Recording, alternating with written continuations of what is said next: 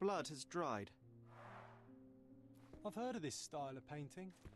It is called expressionism.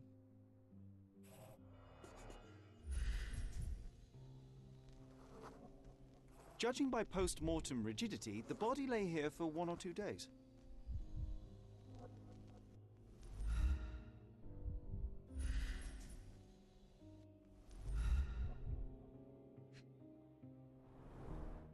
Soaked in blood. It seems as if the puddle of blood was here before the rags.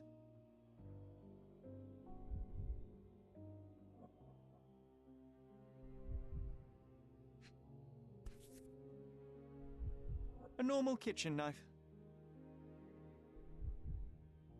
Could be the murder weapon.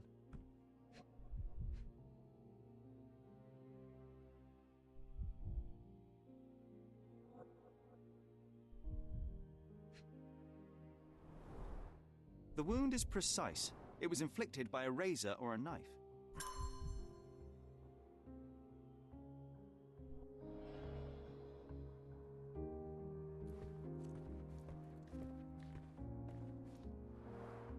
The chest has been searched.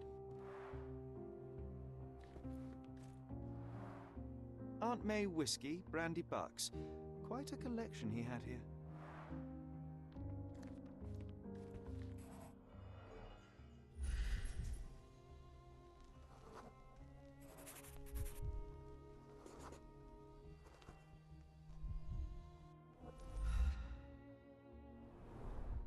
I wonder where he got that fancy camera.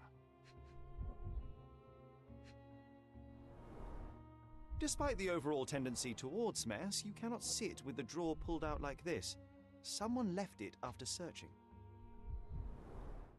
It appears the wine was truly awful.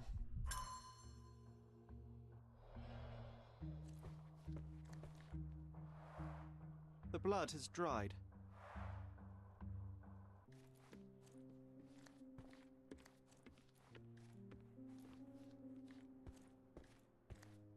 Don't look at me like that, Sherry. I will not touch that dirty floor.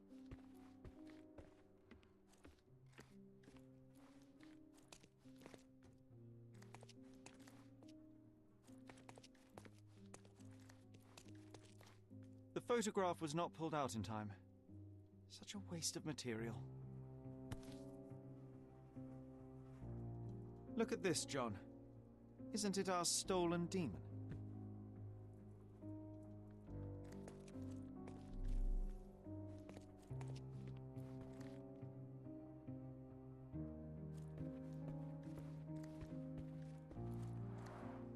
Red skin, tails on the back, reminds me of Werder's description of the stolen painting.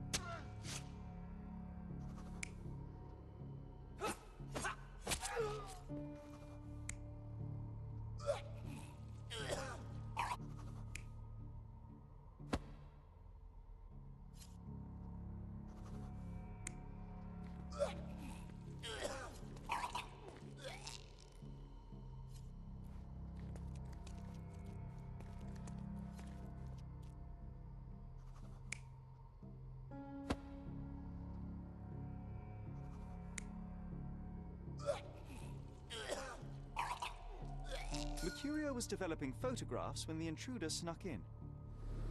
Mercurio heard him coming. While the thief was searching the chest, the painter ran towards him with a bottle in his hand. He smashed it across the thief's head. The intruder had no choice but to defend himself, and the weapon of opportunity happened to be a kitchen knife. Mercurio stepped aside to grab the painting, but the wine-blinded thief attacked Mercurio's throat. When the thief came to his senses, he saw Mercurio bleeding on the floor. He grabbed the rags and tried to bandage him, but it was too late. Why did Mercurio attempt to snatch the painting in the middle of a fight? To strike the intruder? Not with his painting, it was too important to him.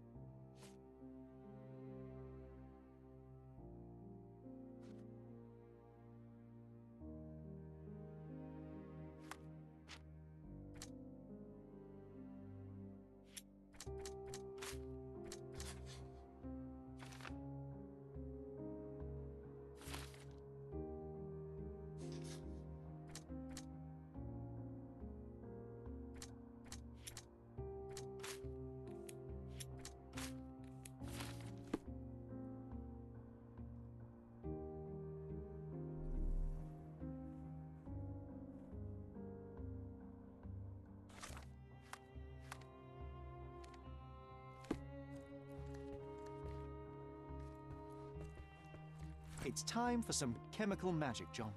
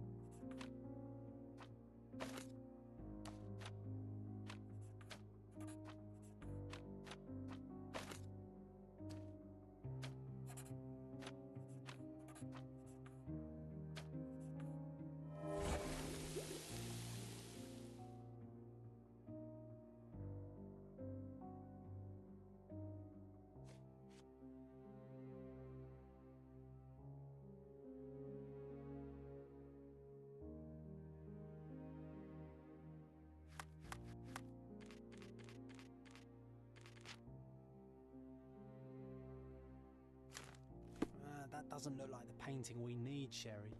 As expected, but that doesn't mean it won't tell us anything. Let's put it on the easel where it belongs.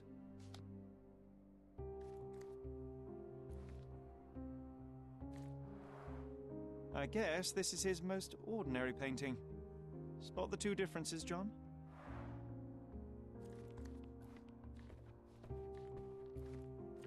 If the intruder didn't take it, the skull should be somewhere here.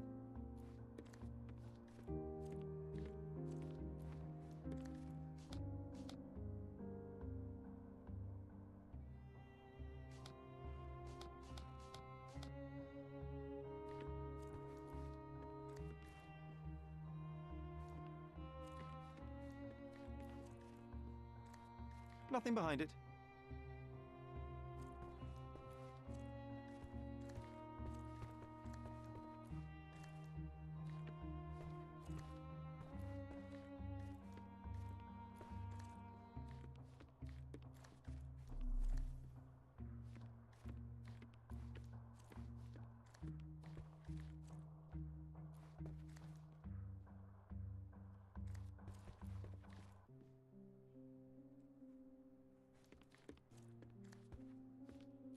Nothing behind it.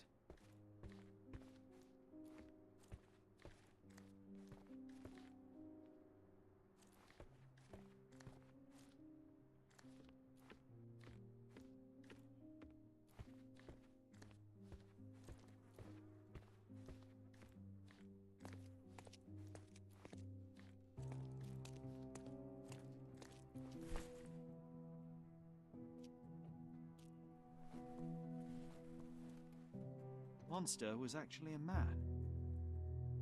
Poor girl. John, you ought to be thrilled. We are now hunting the devil himself.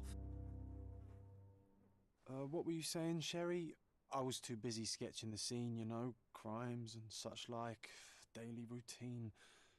Did you find something? A photograph. It depicts a man in a red suit with tails sprouting from his back and multiple people in masks watching the scene. It all adds up. But the act of love, it wasn't given willingly, John.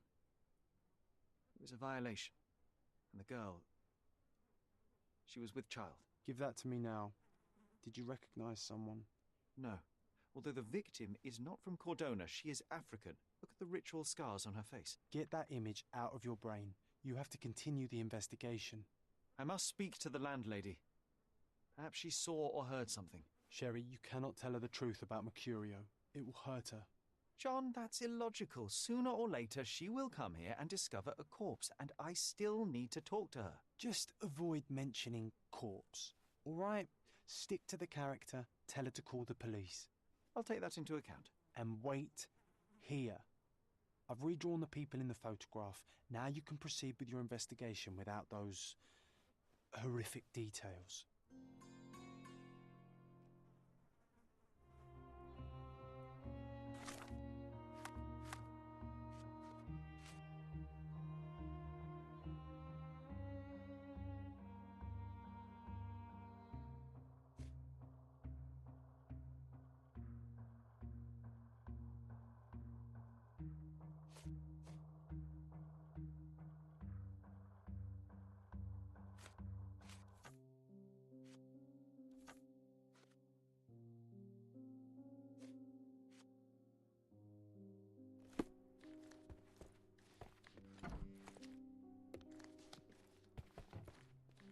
You always take me to the best of places, Sherry.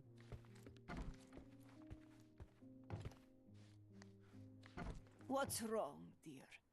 You look like you've seen a ghost. Can you tell me if anyone else has recently entered the flat? Oh, you're talking about that limping man. I'm sorry I let him in. I was scared. And I thought maybe he would motivate you to find money so that you would pay your rent. No offense, dear. Can you describe him? Oh, so you weren't at home. I was so certain you didn't leave your flat that day. He was of average height, had a limp and a tattoo on his neck, and he was smoking Malpal cigarettes. My husband used to smoke those. They have a horrible smell I can recognize from a mile away. Can I ask a favor? Of course, dearie. Please call the police and ask them to enter the flat. And don't look inside until they come up. What? What trouble have you stepped in this time? It really doesn't matter. Thank you, Mum.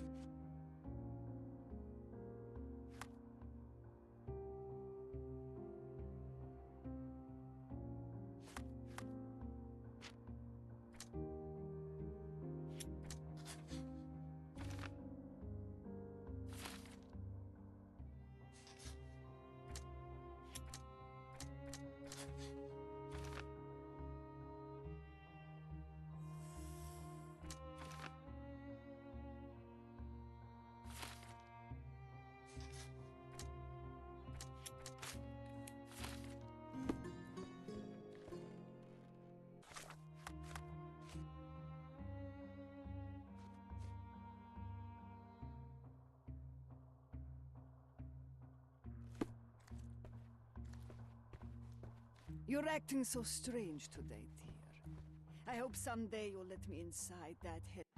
Phew, Sherry, that was close. But you did everything correctly. Now, take off your outfit. I can't let you walk around in a dead man's clothes.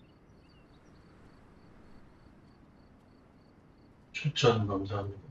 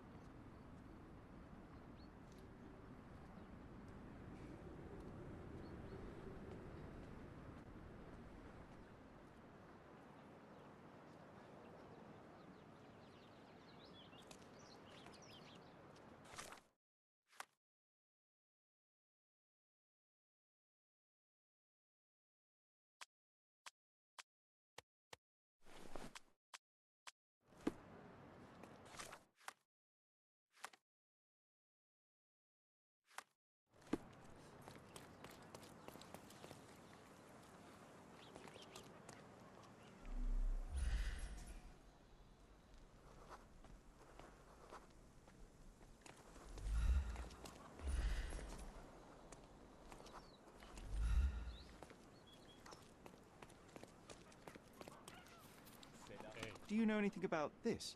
Nothing I can tell you, sir, but others might know more.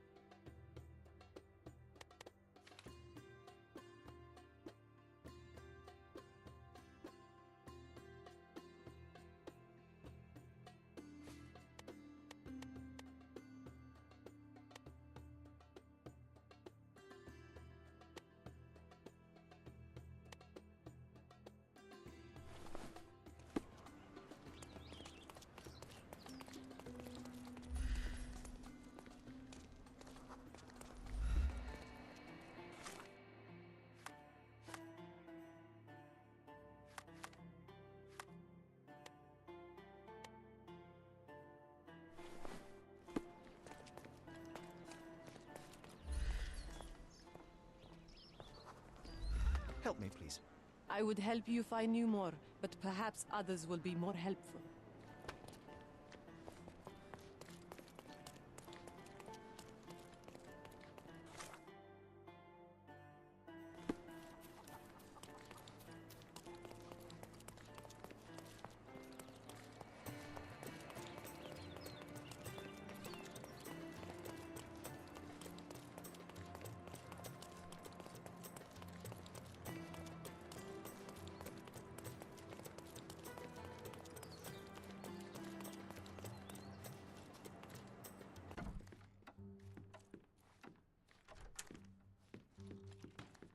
I think I'll leave the exhibition in its current state for a while. I'll call it The Art of Vandalism.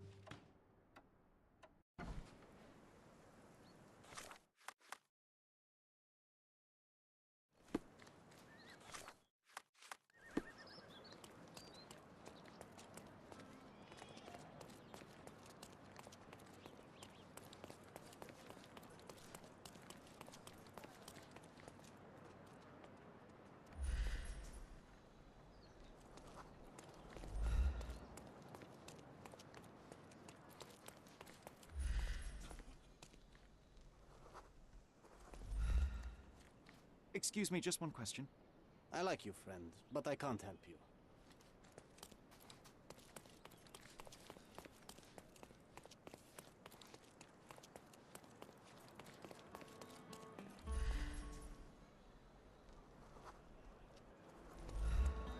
Help me, please. Sounds familiar, but no. Ask someone else. This isn't working. You might need a different tack.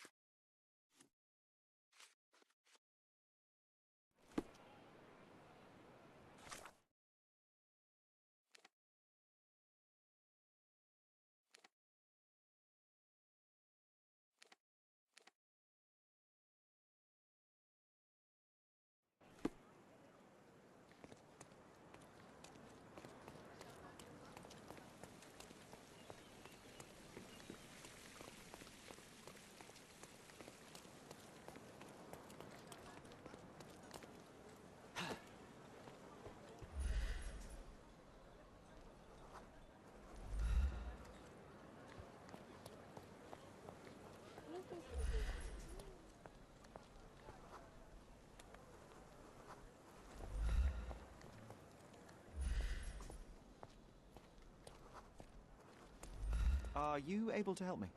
Eh? Of course I know. To cut a long story short.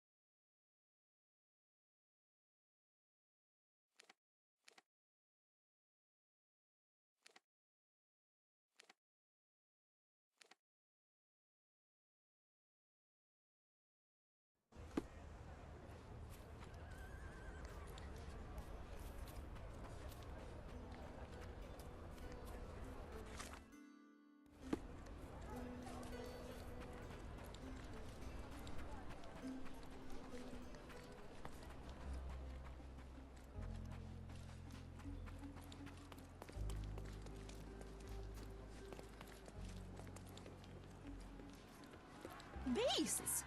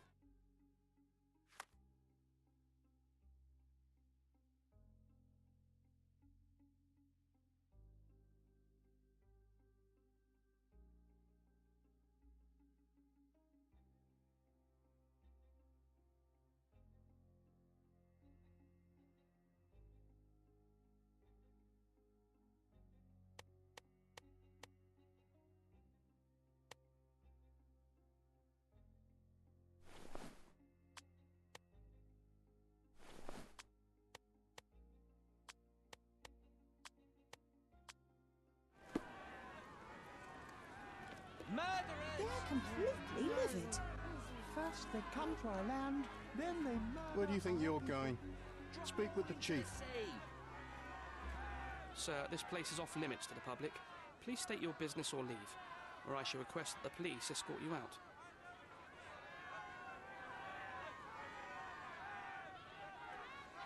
My name is Sherlock Holmes. I'm a private investigator. I'm looking for a witness for a case. A private investigator? Really? Even so, you're not authorised. I can't let you in. And you are? I'm Ronald Harlow, here to handle the refugee situation on behalf of City Hall. I'm the acting supervisor here, so I have full authority here to ask you to leave, or I shall order the police to detain you for trying to pass the blockade. Please, step back.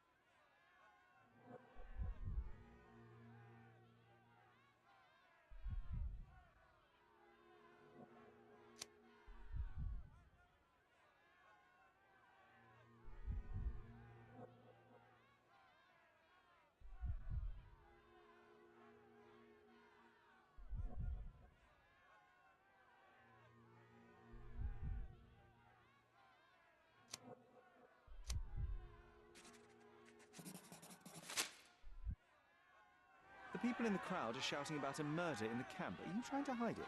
It's mere assumption. I assure you that the situation is under the police's control. If it was under control, if there was no dead body, you wouldn't be as nervous as you are. You would be sitting in your cozy dark corner of the City Hall room doing nothing as usual. Yet, you're here, trying to deal with a series of problems you never asked for. These insults are inappropriate. You don't know what I'm doing for this camp. Even though the rest of City Hall doesn't give a bloody squat about the refugees, maybe I didn't want to be assigned to this camp. but I'm trying to do my best for these people. If not for my work, they might not have any shelter or food even. I apologize, Mr. Harlow. Perhaps I was prejudiced towards you, but in any case, I'm sure that you would still want this to be over as quickly as possible. The current reality is that neither you nor the police are managing things well here. You are unable to calm the crowd. You have simply never handled a situation like this before. What are you driving at, Mr. Holmes? I can help you to handle the situation if you're truly interested in solving things quickly and quietly. And how exactly would you manage that? Simply tell the police that I'm with City Hall and I'm permitted to investigate the scene. I'll work out the rest, but in return I need your help finding my witness. She's a young refugee. She's with child or was with child recently. Look, there is indeed a dead body inside the camp. So even if the girl you are looking for is there, all the refugees are now being detained and interrogated by the police. They won't allow you to speak with her, and I can't do anything about that until the situation settles down. So it's in our mutual interest to settle it. Oh. I suppose that things are bad enough that I ought not shy away from help. All right, Mr. Holmes. I'll tell the police to allow you to come inside. Just tell me when you're ready. Mr. Harlow, how did the refugees end up here exactly? Oh, so you're not from around here yourself? I've been away for some time, but I read the papers. Yes, this whole story has been in the papers for almost a year now. They were smuggled to Cordona on a ship from Africa. Smuggled? Then why didn't you deport them? The smugglers managed to sneak them to shore and hide them inside an abandoned warehouse. When the police raided the warehouse and found the refugees there, the ship was already gone. We aren't even certain as to which ship it was. We have busy shipping routes with other colonies these days, you see. So you decided to lock them up under a bridge? There was no other option. We're still trying to work out what to do with them. I only hope we'll find a humane solution and not put them on a raft and float them out to sea. Mr. Harlow, what exactly do you do here? What are your responsibilities? What I do and what I am responsible for are two different realities, Mr. Holmes. On paper, I am in charge of the camp territory, security, provision, and the refugees in general. What I actually do most of the time is knock on every City Hall door trying to obtain some funding, or at least rations for the camp. Are the police here on City Hall's behalf too? They are, minus those who came here after the body was found. The governor won't let the refugees disperse into the island, so there's a significant police presence guarding the camp. Naturally, they answer directly to the police. I have some influence here, but I'm not their direct authority. I'm ready to take a look at the scene. All right. Go inside the camp and find Inspector Tewkesbury. He's the officer investigating the scene. Tell him I sent you. Say you're an independent expert from City Hall. He'll fill in the details for you. I'll find my way with words. Thank you, Mr. Harlow.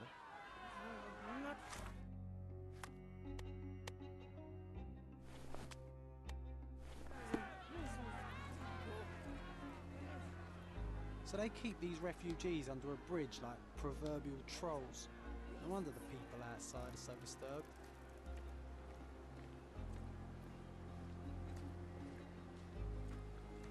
Who the hell are you? How did you get in here? Mr. Ronald Harlow let me in, sir. I'm Sherlock Holmes, a surveyor of refugee affairs with City Hall. You're Inspector Tewkesbury, I presume? A surveyor? What does that even mean? In short, I've been sent to conduct an extensive report on the incident for the Colonial Office and to assess all the damage inflicted on state property. Got it. Another paperworm sent to count money and get food for archive mold. Go on, look around, but don't make yourself too at home. As if I didn't have enough problems before you appeared. Could you first tell me what happened here? What happened? People from the bridge above the camp heard a woman screaming and saw a mass of refugees attacking a man. Clearly not a refugee. When the camp guards came by, the man was floating in the sewage canal with a knife in his chest. Bam. A murder. Big news for Cordona. I'm sure. Thank you, Inspector. Did you learn anything about the dead man? The fellow looks like a thug. I've had dozens like him fished out of the sea over the past 20 years. Ever since these refugees arrived, there have been people on Cordona with bad blood in them. My best bet is that this thug had something against them too. And no clue as to his identity? He had some items on his body, but nothing to indicate who he was or where he was from. I think I should catalogue his possessions in my records. Go on. They're on the table near the body. Do you have any suspects yet? You're joking, right? I've got a whole camp full of suspects. And if you ask me, this bloke had it coming. Better bury him and forget about the whole thing. And now there's a crowd gathered at the camp, and my superiors say we must thoroughly interrogate the refugees. At least those who can understand any English. Do you believe that your superiors wish to get rid of the refugees? I think that both our superiors would rather keep the story quiet. Since that's an unaffordable luxury now, they're looking how to protect their public image. That's why I have to waste my time waiting for my people to turn every stone and befriend every refugee. And none of the refugees were harmed? One fellow was cut. He's lying over there near their kitchen. He's in a bad way. You mentioned a woman screaming who attracted the bypassers on the bridge. Was she harmed? No, she's all right, but perhaps the whole debacle started because of her. She started wailing and the refugees stood up for the girl. And where is this young woman now? Back there in the shacks, same as the rest of the refugees. She's being questioned by my men, but she's just some refugee girl. Can't understand much English.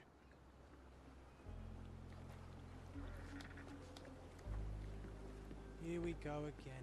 Number of hours on Cordona before stumbling upon another dead body? 0.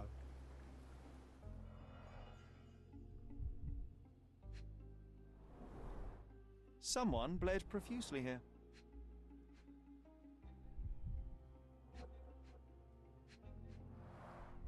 A fresh crack, as if the crate was hit recently.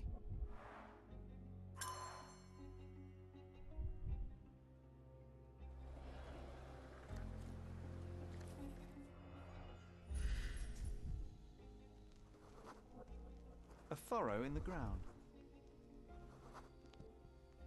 A blood trail leading to or from the canal.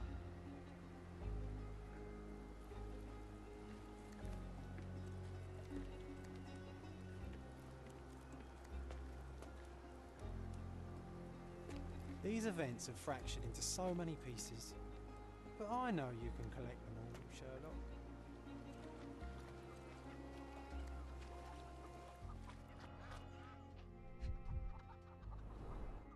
The blood sprayed off the blade after the strike. No hint of blood or impact. It might have been used as an improvised weapon.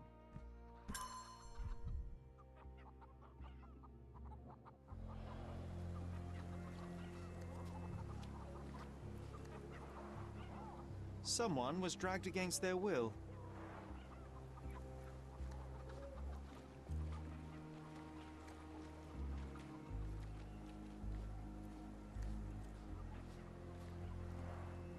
Oh, carnelian agate beads, a traditional African adornment.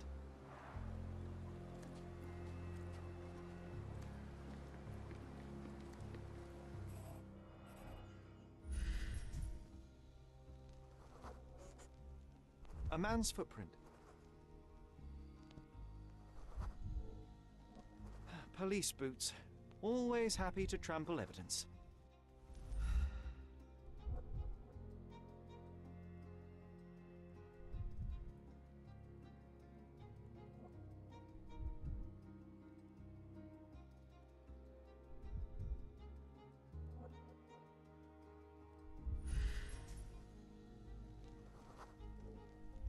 A heavy boot with a worn-out sole.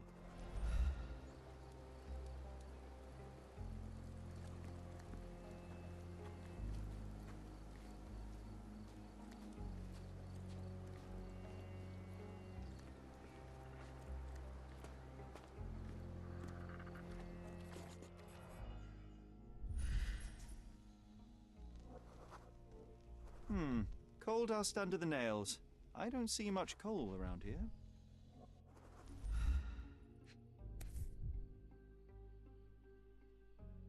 A steel dirk, sharp, a common accessory among sailors and soldiers.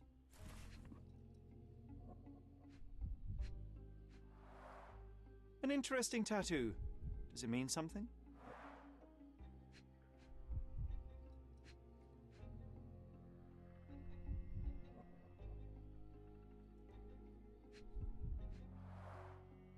Heavy boots, with one sole far more worn than the other.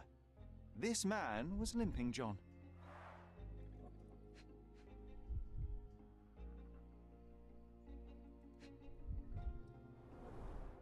I'd say the blade penetrated upward, however the wound is too messy to be certain.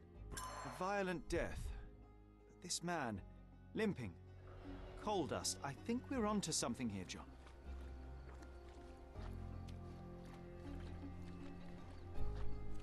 If they find out about the passage, everything.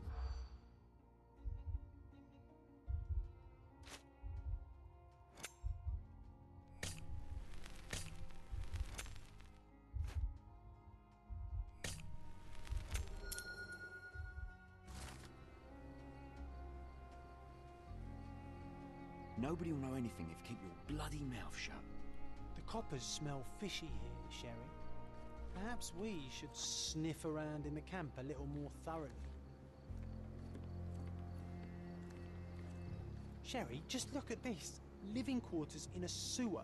What kind of a genius bureaucrat came up with this idea? We have seen some dark places in Cordona, but this...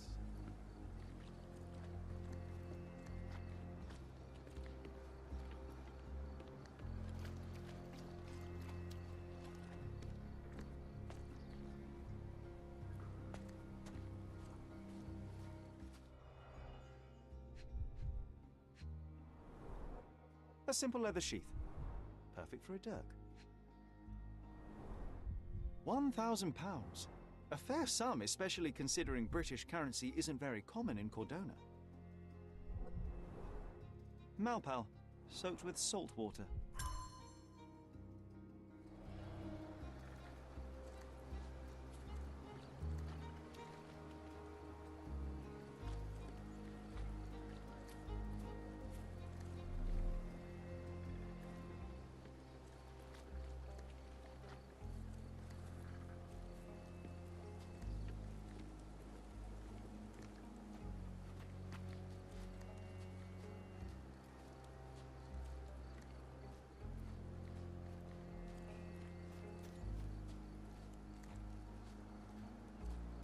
Our dead fella truly has had a day of misfortune.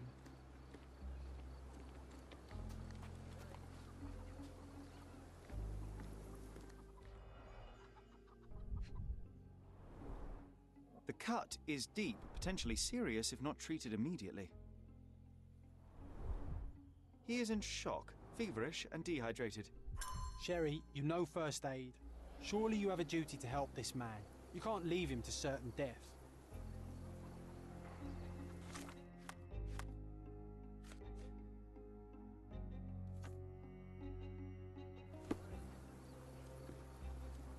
I think we can find all we need here in the camp. Let's have a good look around.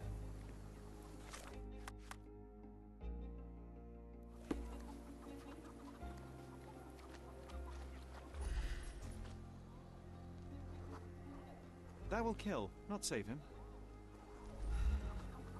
The refugees have been detained and will not leave until all the circumstances are clarified.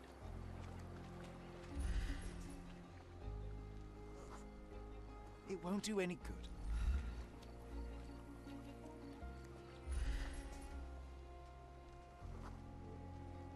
Just washed. Better than nothing to bandage the wound.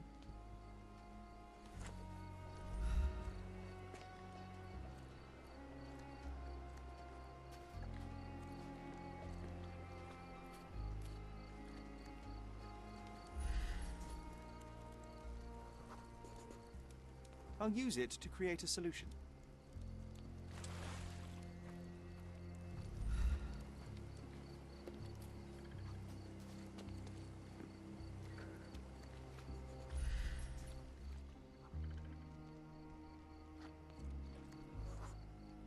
I'm afraid these leaves can only be added to tea.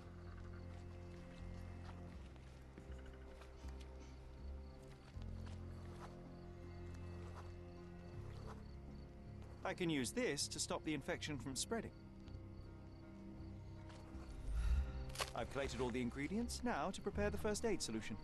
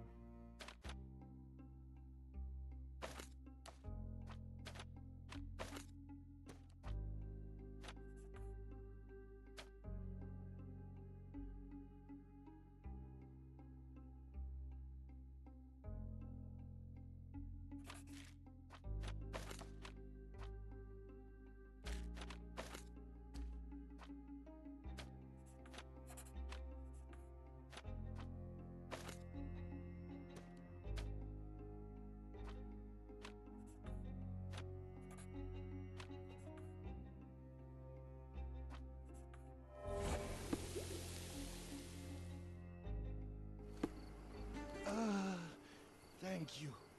This should make you feel better, my friend. Now remain lying down and drink as much water as you can. Well done, Sherry. At least he won't die from the infection.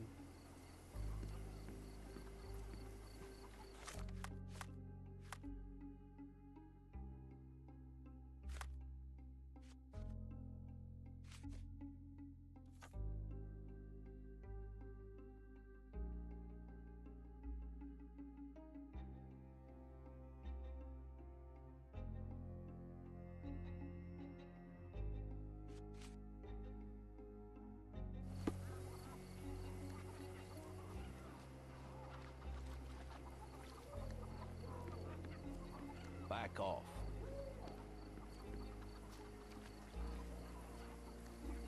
No one deserves to end up in a place like this.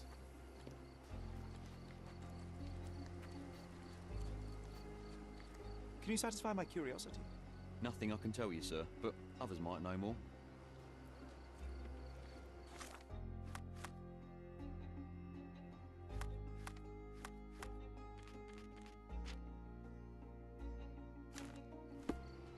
Do you know anything about this?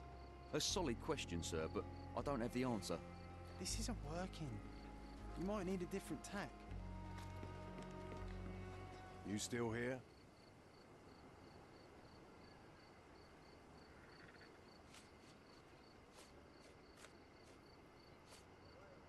The guards at the sewers were speaking about taking refugees out of the camp. Do you know anything about this, Inspector? Less than you do, obviously. And this doesn't bother you as an officer of the law?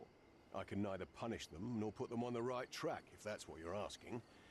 Maybe your friends at City Hall could do something about it, but I seriously doubt that. To be honest, I'm sick and tired of being frowned on for my uniform. If those fine gentlemen you've eavesdropped on are in some shady business, that's on their heads.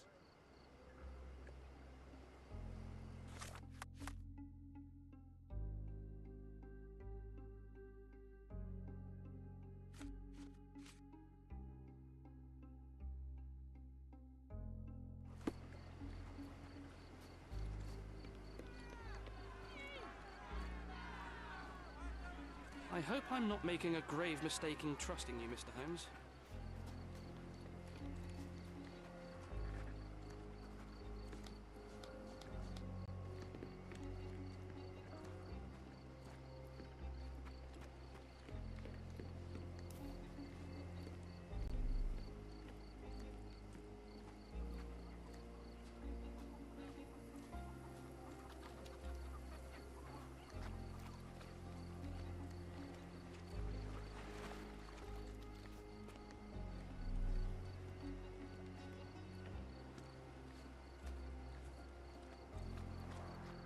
Clearly a left handprint here.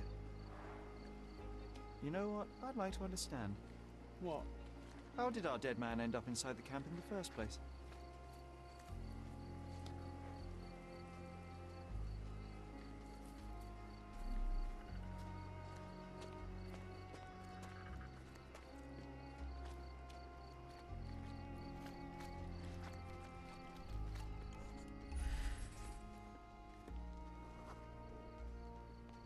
Sealed shut. I doubt our man could get through these grates.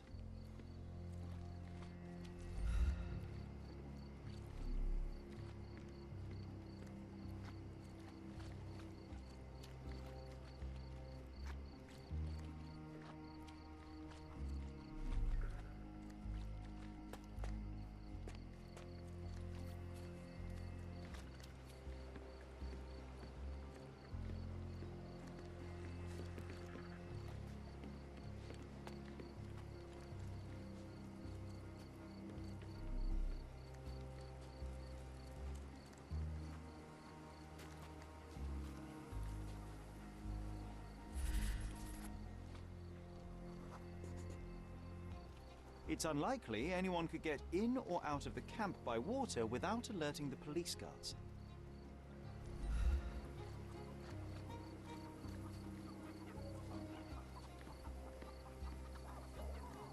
Back off.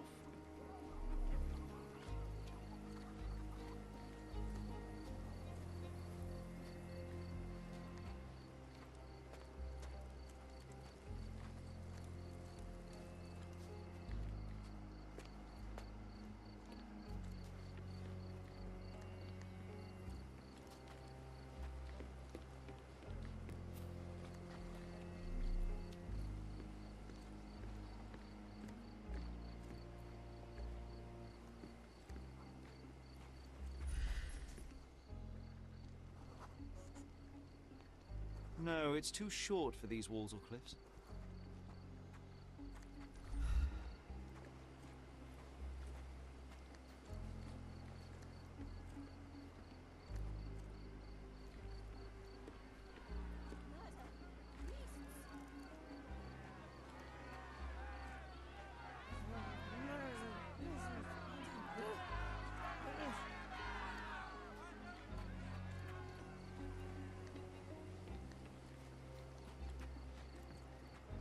What a pleasant man this Mr. Tewkesbury is.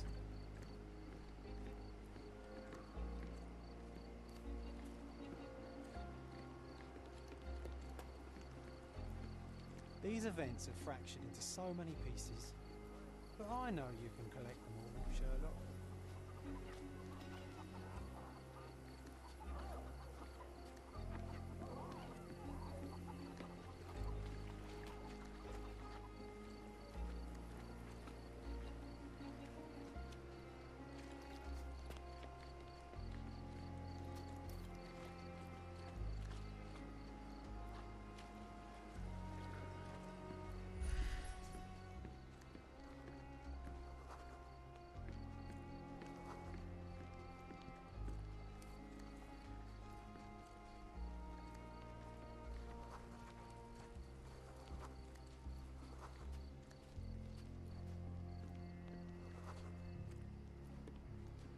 Are these the rations the refugees get from the authorities?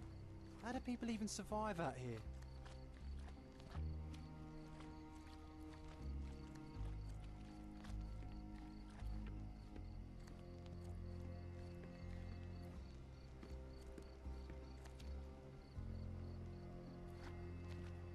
We have seen some dark places in Cordona, but this...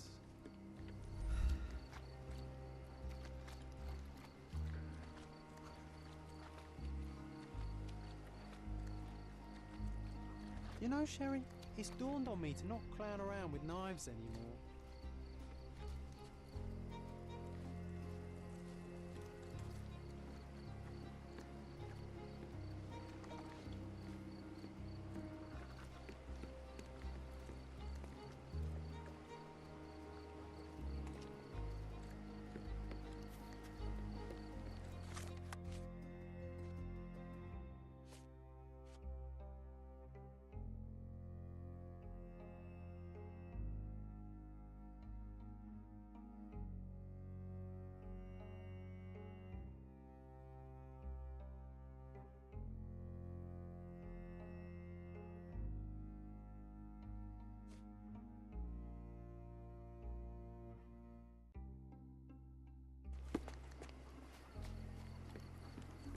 Well done, Sherry. At least he won't die from the infection.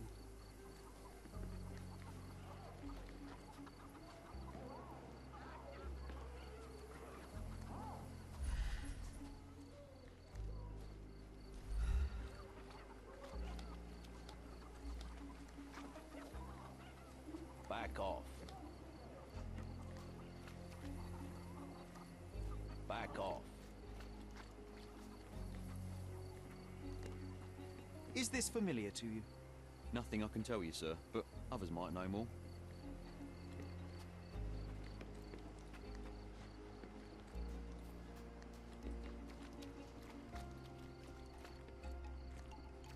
Do you know anything about this? Nothing I can tell you, sir, but others might know more. Time to check your who, what and what, Sherry. Who are you asking, about what and dressed as what? Do you know anything about this?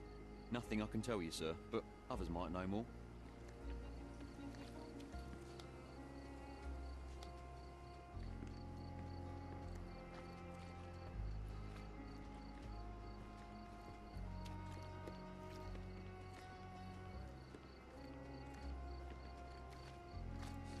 Such a mess. Let's figure it out.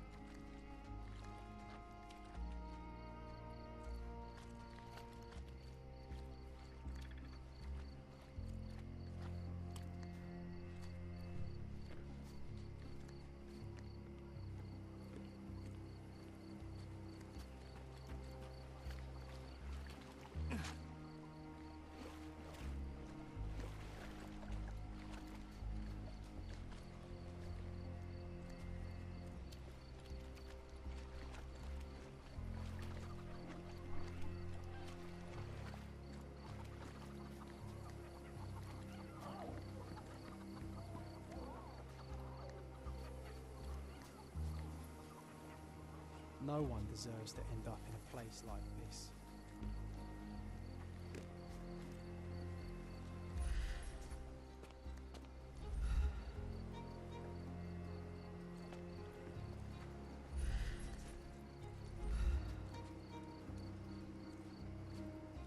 Our dead fella truly has had a day of misfortune.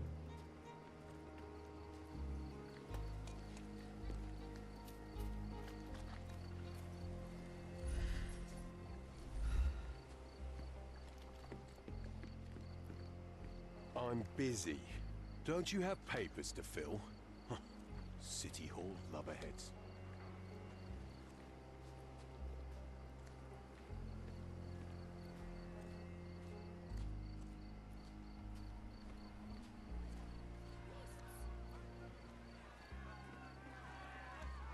Who isn't allowed to visit the crime scene these days? I hope I'm not making a grave mistake in trusting you, Mr. Holmes. I hope I'm not making a grave mistake in trusting you, Mr. Holmes. Murder! Beasts!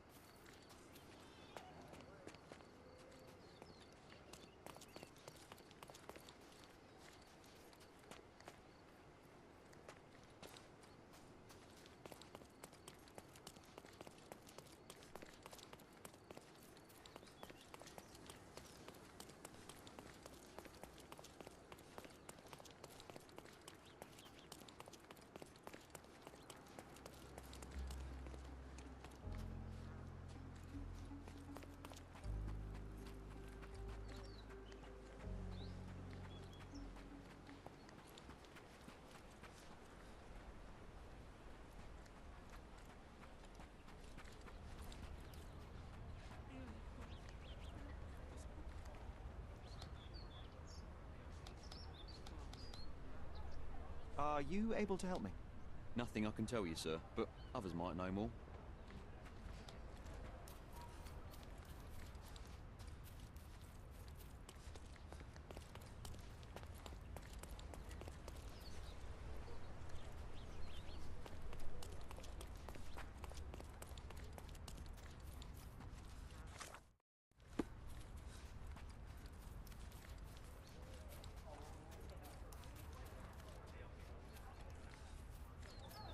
Did you hear?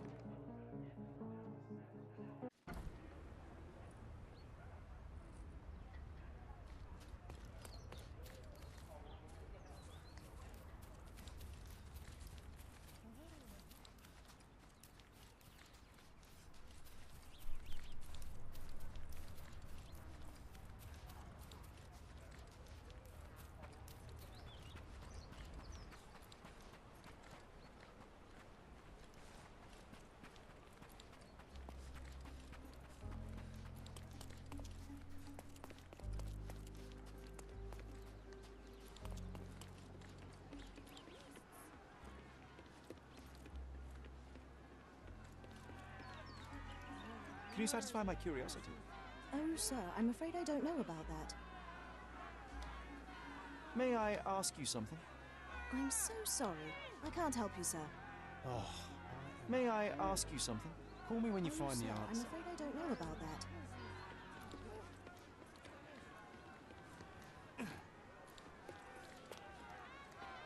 Murder! Beasts!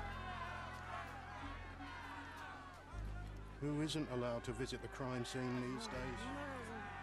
Do you know anything about this? A solid question, sir, but I don't have the answer.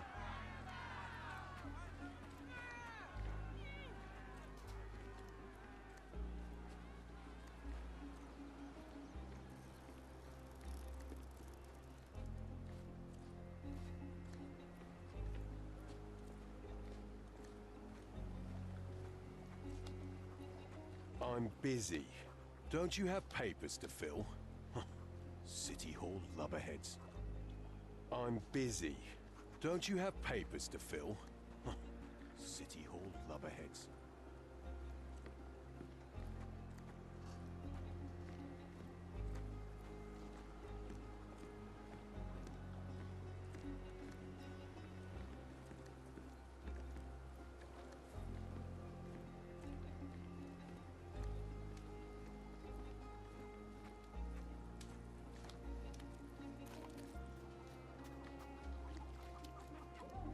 Back off.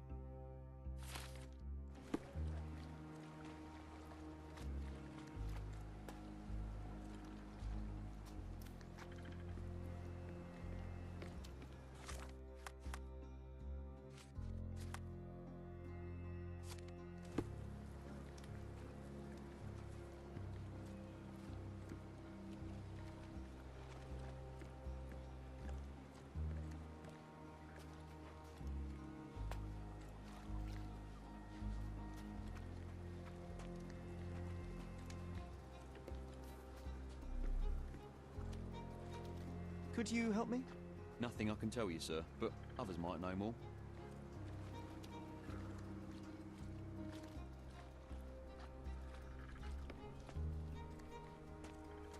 Help me, please.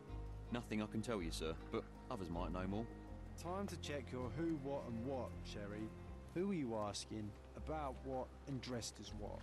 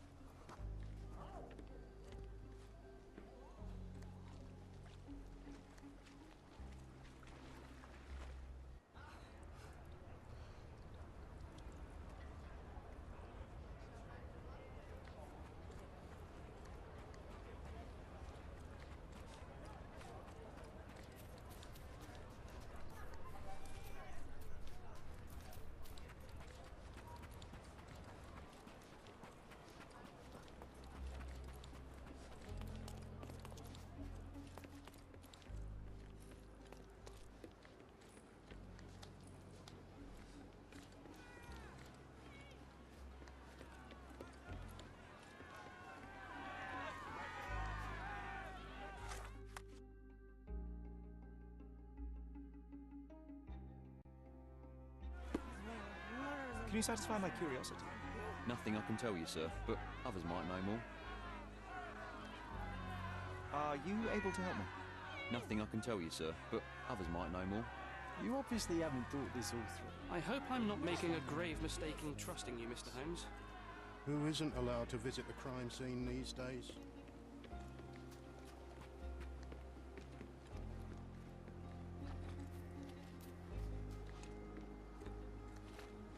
May I ask you something? Nothing I can tell you, sir, but others might know more. Can I ask you a question? Nothing I can tell you, sir, but others might know more. Everyone's looking at us, Sherry. May I ask for your assistance? A solid question, sir, but I don't have the answer. Are these the rations the refugees get from the authorities? How do people even survive out here?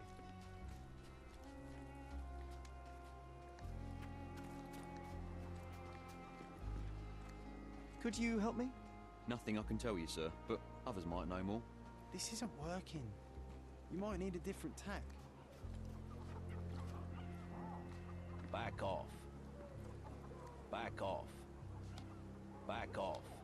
Back off.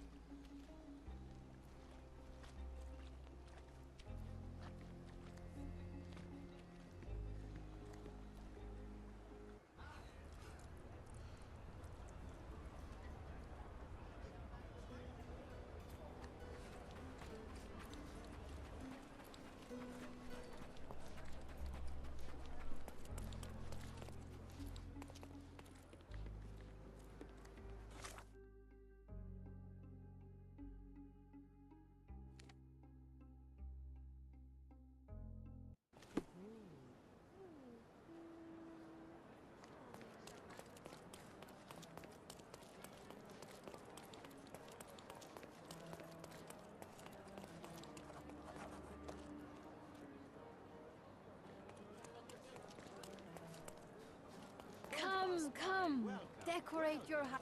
Merhaba. It's a good day for a purchase.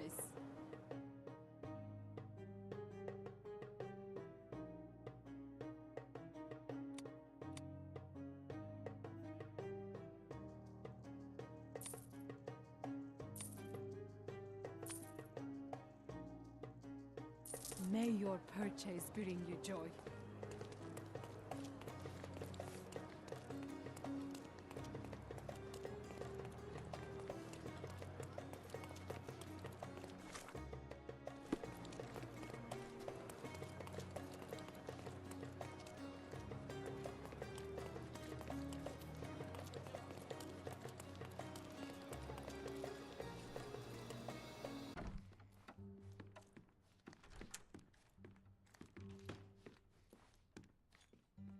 I think I'll leave the exhibition in its current state for a while. I'll call it The Art of Vandalism. I think I'll leave the exhibition in its current state for a while. I'll call it The Art of Vandalism.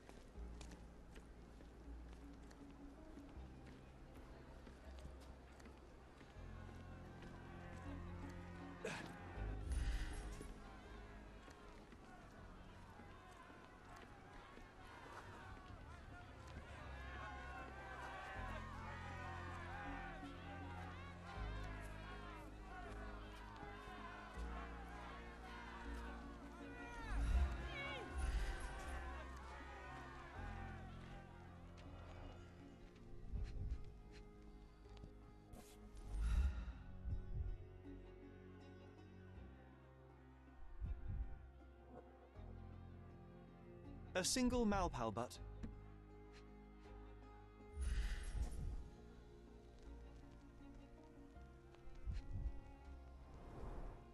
Roadman cigarettes. A brand highly regarded by law enforcement officers. So there wasn't any sophisticated infiltration plan. The good old police just let the man into the camp. Now we have everything we need to get the full picture of what happened at the camp.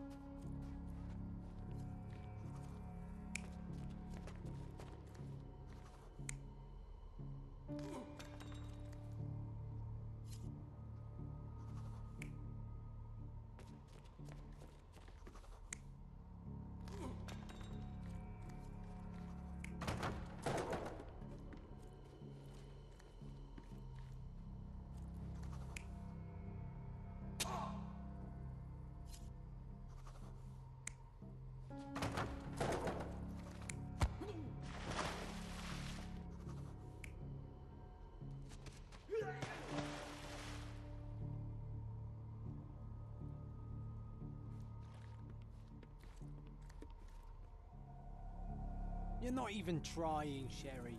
Concentrate.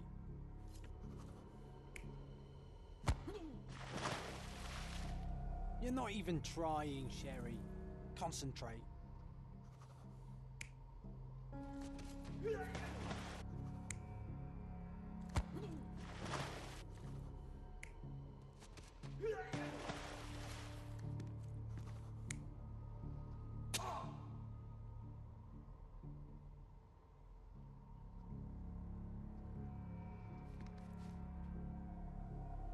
You're not even trying, Sherry.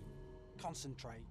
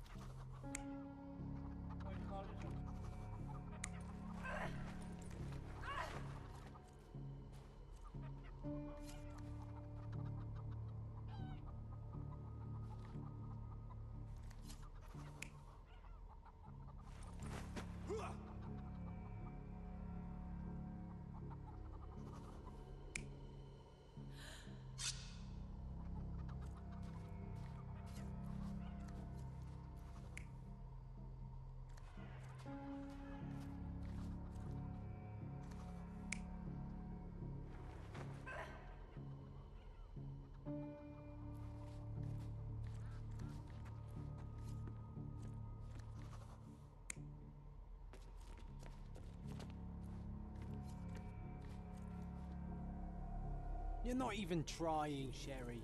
Concentrate.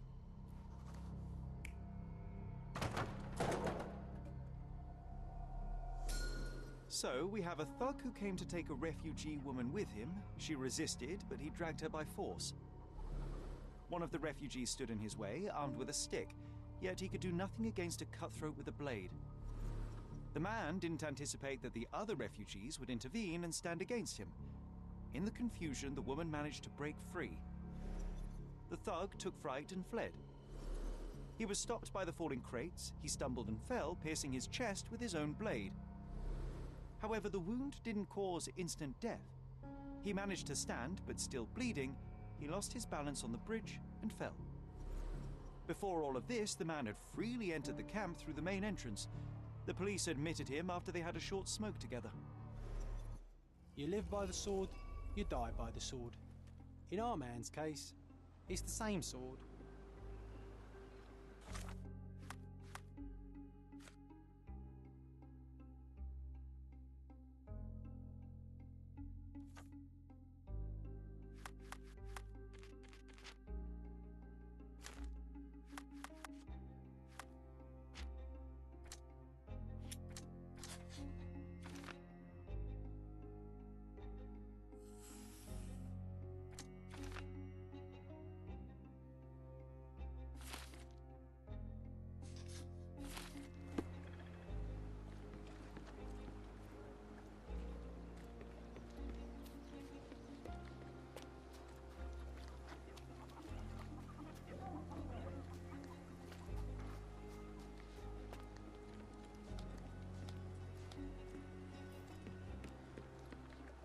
Mr. Harlow, your refugees didn't murder anyone.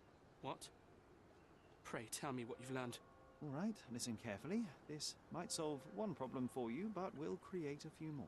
Oh, well, that's a great start.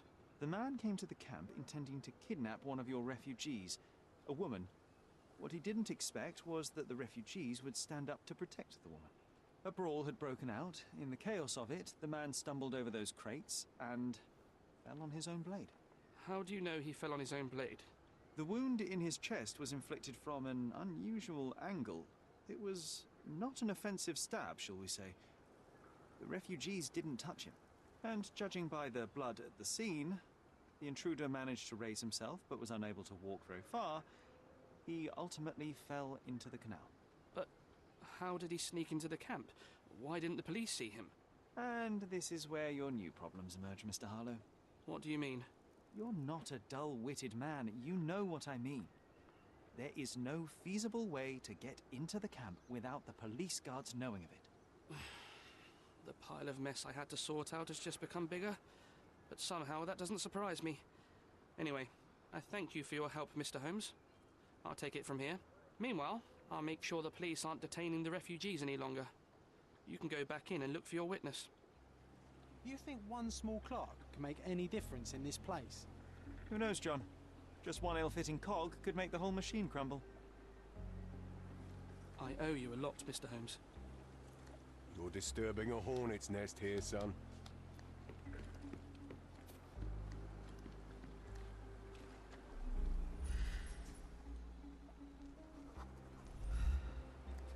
Are you able to help me?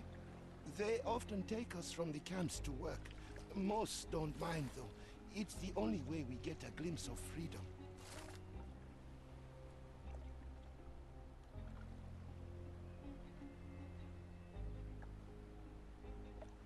So there's a smuggling ring in the camp. This wasn't the first time that someone freely entered the camp to take a refugee out. At least it was certainly his last time. My gut tells me that we'll learn more about this ring when we find out where the thug came from.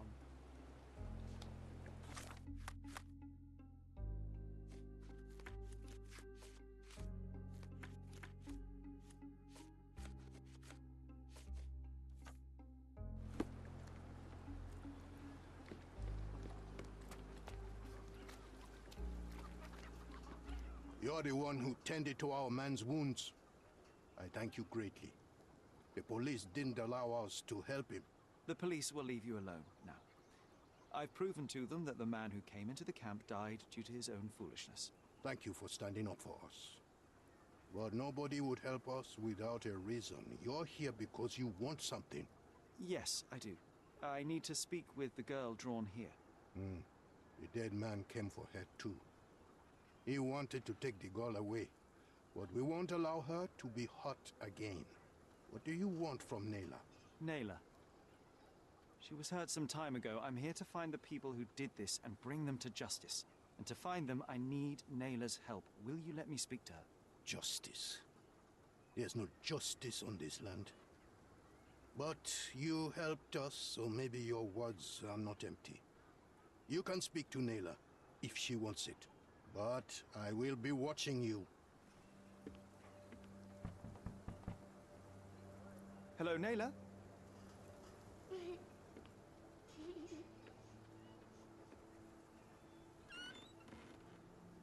My name is Sherlock. I know someone hurt you. I am here to help. I'm trying to find the people involved and bring them to justice, please. There is a photograph, and I'm sorry, it is terrible, but I simply must ask. Where did this happen? What can you tell me about these people? Christ, Sherlock. Naylor, I'm sorry. I'm not very good at this. You come here for me, but you are rude and cruel and condescending. A cross. The man had this cross. Now go away. Leave us be. I do not need another white man's help.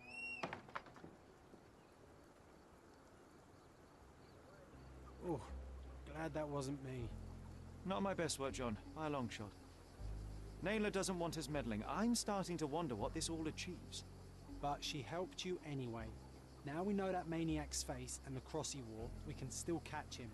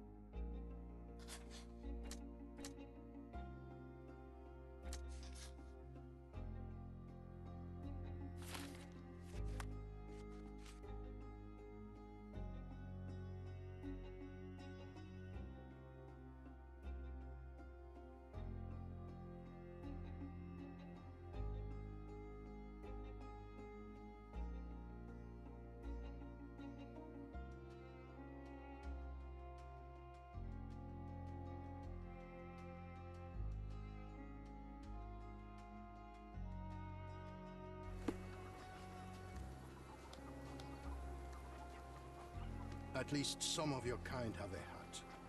Thank you again.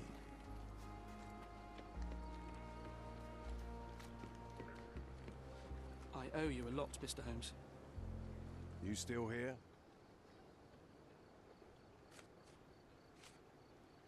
The intruder has a most peculiar tattoo on his neck, 2 lines and a point. Do you know anything about it? You really want to know, kid? Why? You want to play a policeman or something? I'm sure you have it in your records, so it won't hurt if I have it in mine. In my records, it's just a tattoo, as it should be in yours. Ah, to hell with you. Suit yourself as to what you're going to do with it. Off the record, though, such tattoos are often connected to a man named Mr. Niccolo Bernadotti. Bernadotti, you say? A respectable businessman in Scaladio.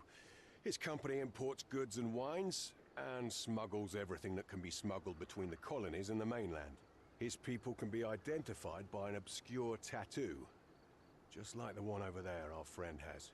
But these are all merely rumors, you see. If Mr. Bernadotti was a criminal, he'd be in prison now. Or hanged, right?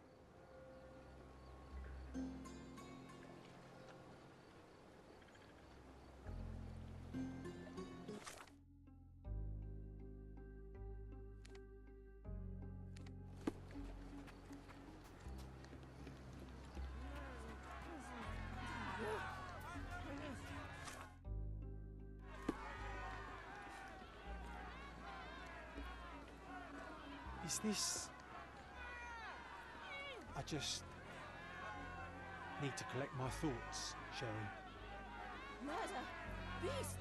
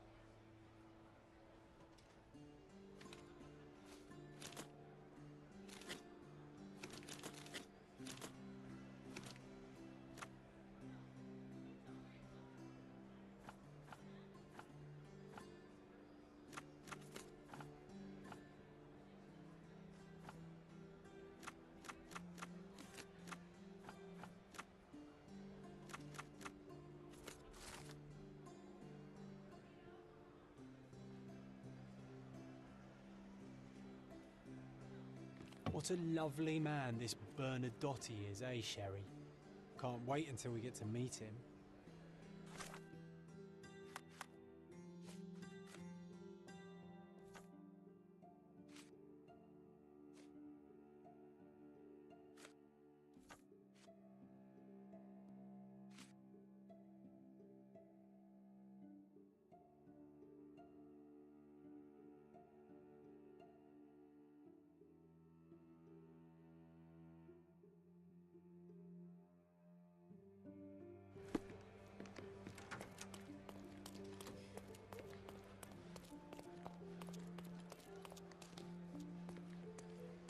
I'm curious, how did Mycroft recruit you? I doubt you're a field agent. I imagine you work with intelligence. That's correct. Your brother noticed me when I tracked down a spy at the archives. That's how our cooperation began. And you? Did Mycroft force you into this? Not at all. We simply have a mutual interest in someone. Or something. Of course. A fruitful and willing collaboration, I'm sure. Well, I'm his younger brother. I have to accept the consequences of being a close relative of an official figure. I suppose, in a way, we are colleagues, Mr. Holmes. In the remotest way possible, Miss Oni.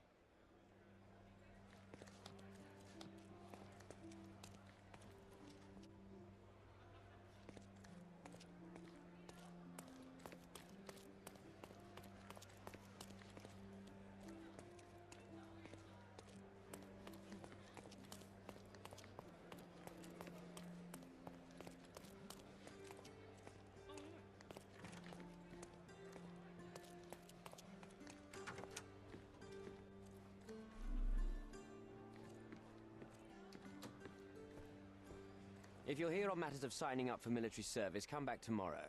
Our department needs to straighten out some business.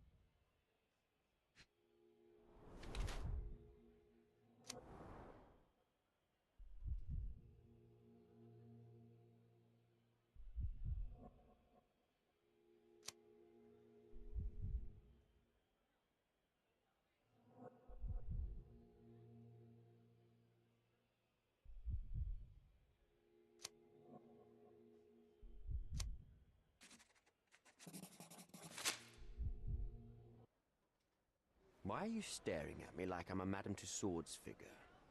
Didn't you hear what I just said? You blame yourself for what you did. Won't be any good unless you confess to me, so I'll try to be polite. What sort of did are we talking about? Are you from the press? I'm here because of Naylor. Who? You don't remember her name. Lad, if you won't tell me where you came, I'll call for someone here to sort you out, if you get my meaning.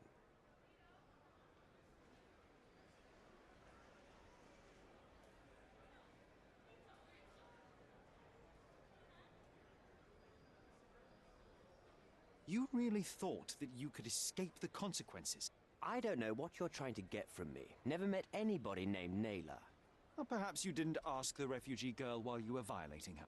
If you're only here to make unfounded accusations, I'd suggest you leave and come back when you have some solid evidence. Might a photograph count as solid evidence? Photograph? So, you've plucked up your courage to finally come here. I won't pay you anything unless I see the photograph for myself. I'm not interested in money. I'm here for justice. Didn't seem like it from the letter you wrote. I've never written a single word to you. That's not my style. I am more direct. Oh, it appears that more and more people in the city are finding out about your despicable hobby, doesn't it? Fine. I suppose now we have a nice long talk. Do you drink, Mr. Sherlock Holmes? And I do not. Shame. All the best discussions are accompanied by a glass of whiskey. But out of respect for you, I won't drink either. Respect? That's an unusual word in your mouth, Mr. Where are my manners? My name is Thomas Norton, a British envoy in Cordona on a military mission. So, Where do we start? Boniface Mercurio. Does the name mean anything to you? He's an artist, right? The one responsible for the painting that compromises you. I found him dead in his room. Oh, that is bad. Wait, you don't think that I have anything to do with this? You had motive to kill him. Maybe I did, but listen. I know how this looks, but murder? That's on another level. I had thoughts that this Mercutio... Mercurio? Well, him, yes. I thought he could have been the blackmailer. But I was too afraid to make any hasty decisions. There were plenty of ways to fail by making a move, so I chose to wait. To see what he would do next. You have to believe me. I don't believe people, I believe evidence. Then look at the evidence. The painting that depicted you in the image of the devil was stolen by a mercenary. Did you have anything to do with it? I might be a rotten person, sir, but hiring criminals for illicit purposes is not in my daily schedule. And buying the painting in an attempt to hide the crime, is that on your daily schedule? What would you do in my situation? I would never put myself in such a situation. You're young. I could never have imagined myself in my current position. Yet, here I am in front of you. We all make mistakes, Mr. Holmes. And I'm no exception. You mentioned blackmail. Tell me about it. All right. A couple of days ago, I received an anonymous letter. It said that in the art gallery at Caravansary there exists a painting that incriminates me. The blackmailer made it clear that if there is a painting, then a photograph exists too. And I should be wary of what it might do to my reputation. What does the blackmailer want from you? Money, of course. What else do such people want? Needless to say, I don't remember anyone taking photographs at the party. Up until the last moment, I hoped he was bluffing. But he wasn't, as you've just proven to me. Show me the letter. I burnt it as soon as I read it. I've left enough evidence. There's no need for any more. So, let's return to the beginning. What happened at the party? I vaguely remember that night. As usual at such parties, you meet people, you talk with them, they invite you to spend some time alone with them. What can I say?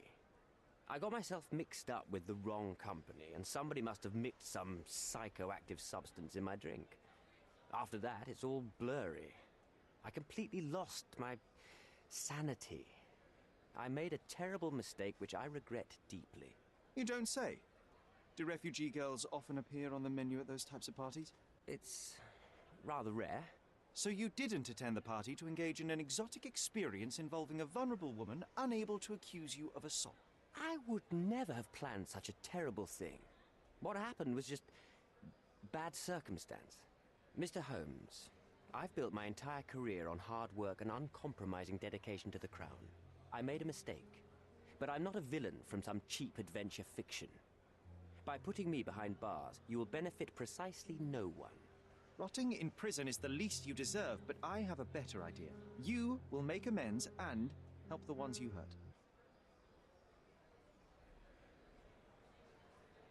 Use your connections to help patriate the refugees, find them decent homes, give them jobs. There must be a meaning to your position and my decision. Yes, all right, I can do that. So, will you give me the photograph now? That's not all. Naylor deserves the very utmost of what you can do. Help the girl? I can't risk the press paying extra attention to her. I will do anything except that. I need to think this all through. Don't do anything foolish in the meantime. What makes you think you can decide what's best for these people? Such is the arrogance of British imperialism. I take your point. Come on, it's not like we've got anything better to do.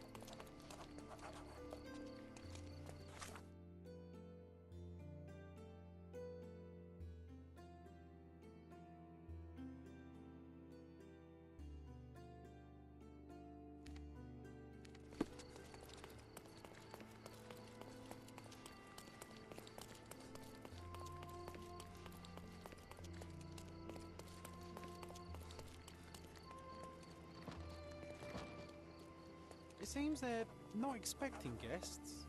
I won't wait for an invitation, John.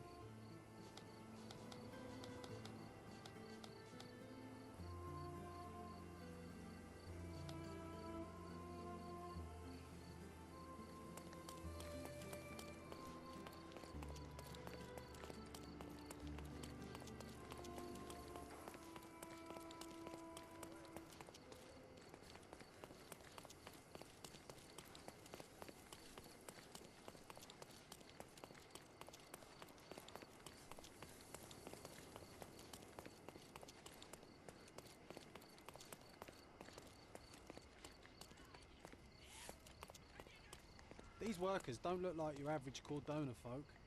They're refugees from the camp.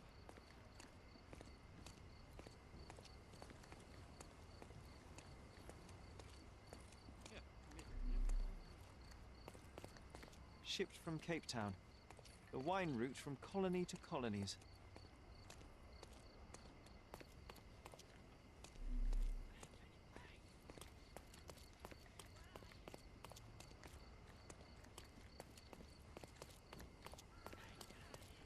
This earthenware came a long way from the Staffordshire potteries.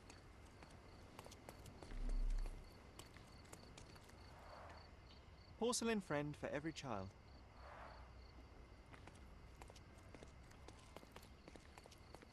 An essential remedy against sea scourge on any ship. Bernadotte doesn't miss an opportunity to occupy every That's our way niche in, the market. Sherry.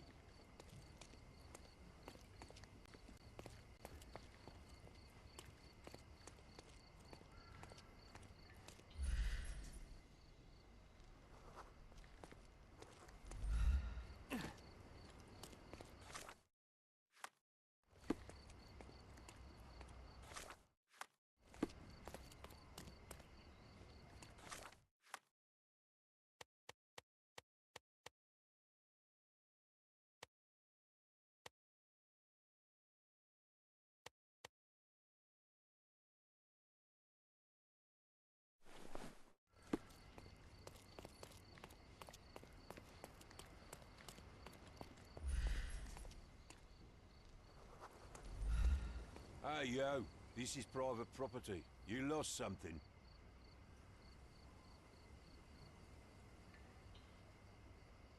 I'm here to discuss business with Mr. Bernadotte. I tried the front door, but... Mr. Bernadotte isn't seeing anyone.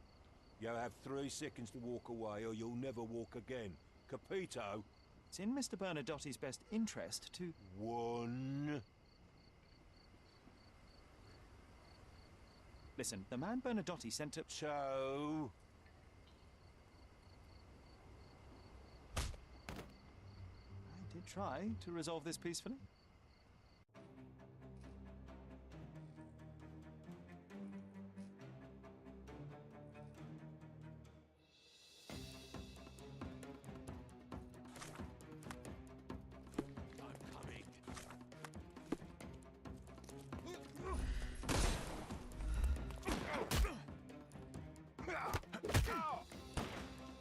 No more crime for you until next month.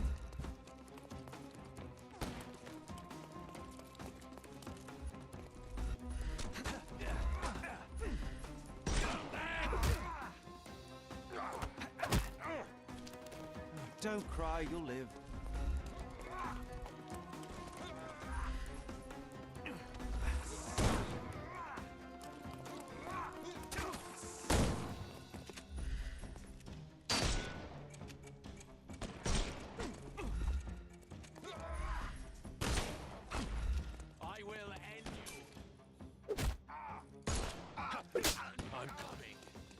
Give him the pepper snuff.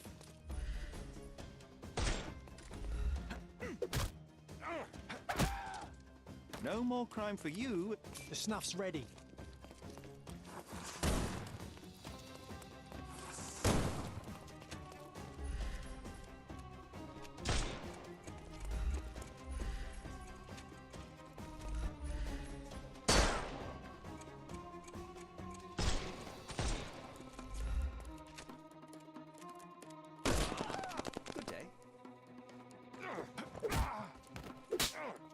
Don't cry, you'll live. Give him the pepper snuff.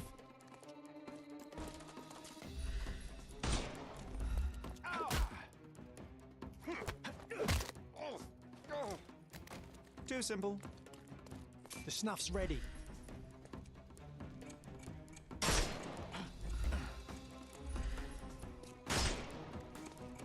We can overcome the brute now.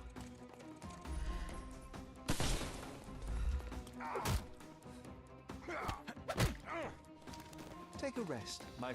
Give him the pepper snuff.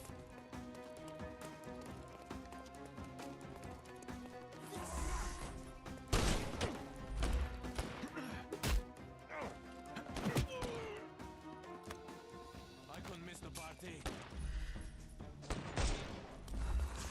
I'm coming.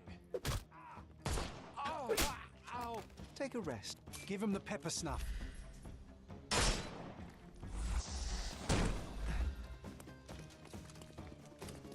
Dodge this! He's all yours now.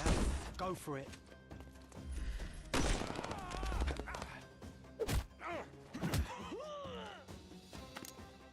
Don't cry. The snuff's ready.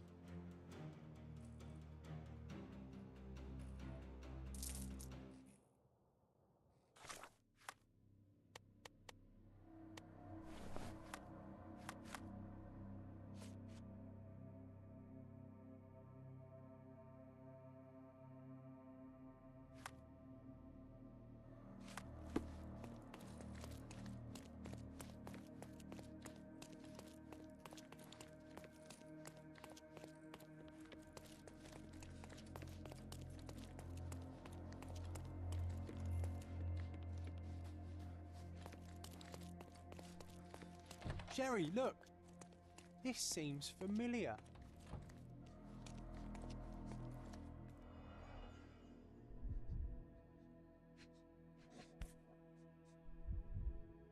A Dogon statue from West Africa. A century old at least. Masks, traditional for the Chokwe people of Central Africa.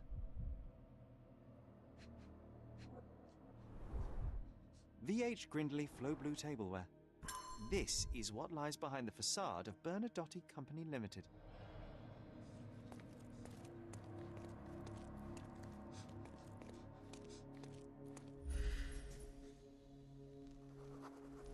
No, sir.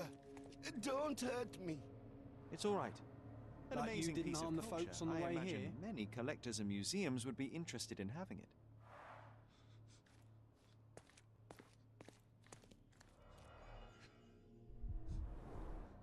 Let's see what's hidden there.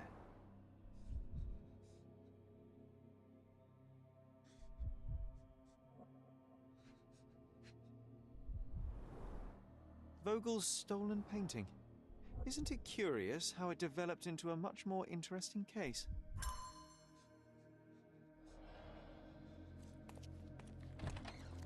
Don't come any closer. One step and I'll shred you to pieces.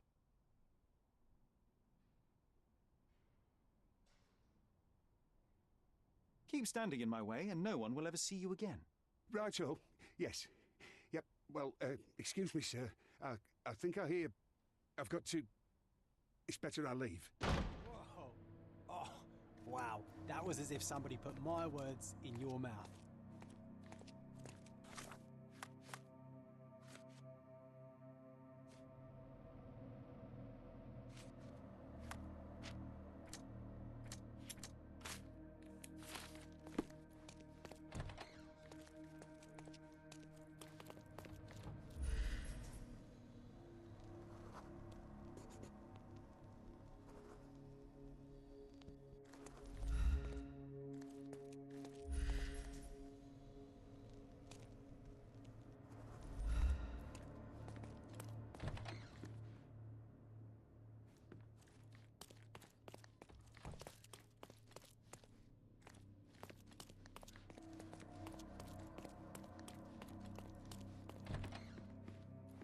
This is it. This is where all the magic happens. I suppose it's Mr. Bernadotte with our fine governor.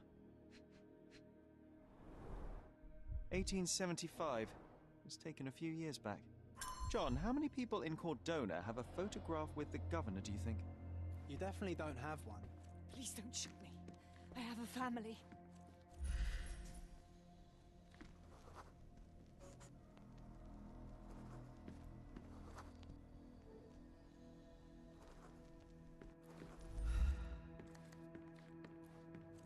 spare me?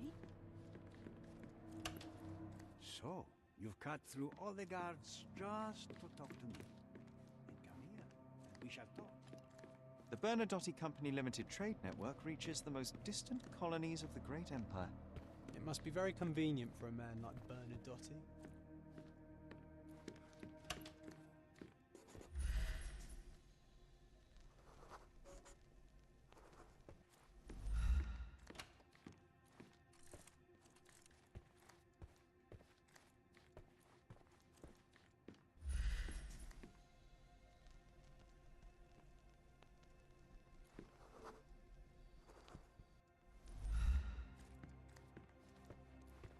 Whenever you're ready. I'd hate to intrude.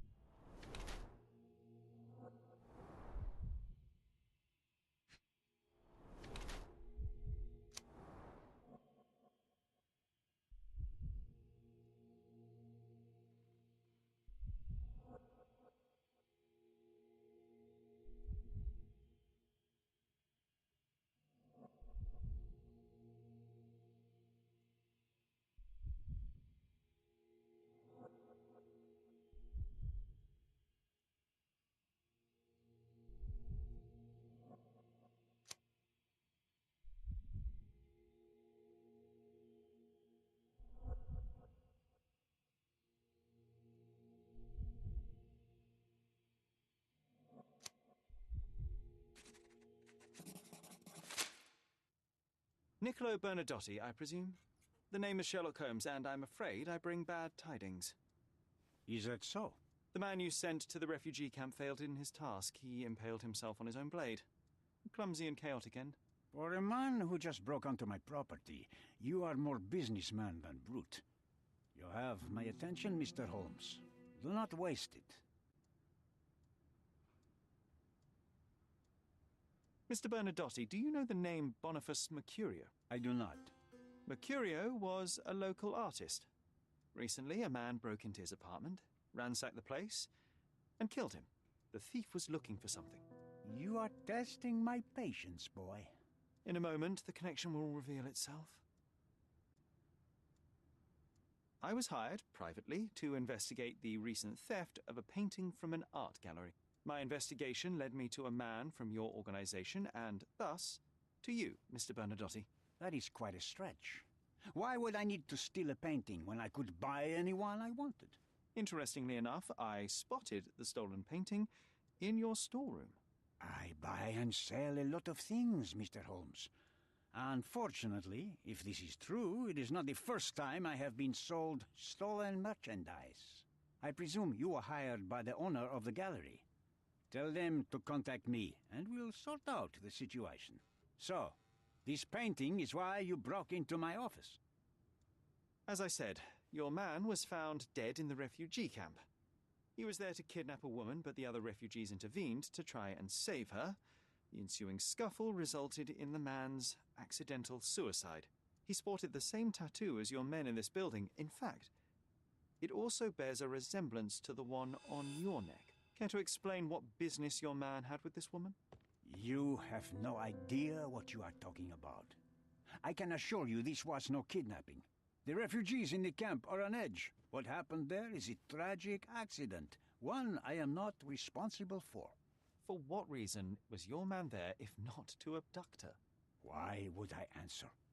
You are yet to justify your presence in the slightest. So many words, so little action. When you barged into my office, Mr. Holmes, I got the impression you wanted to talk business. Now I see you had come just to talk. Tell me exactly what you want, or get out. It was necessary groundwork for what comes next. I have enough evidence to conclude that the gallery thief, the artist's killer, and the dead man in the camp are all the same person. Your time is almost up, Mr. Holmes. Before you draw your gun, there is one final detail I am yet to mention.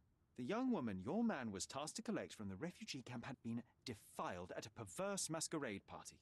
That violation was captured in a photograph by Boniface Mercurio and used as a reference for his painting.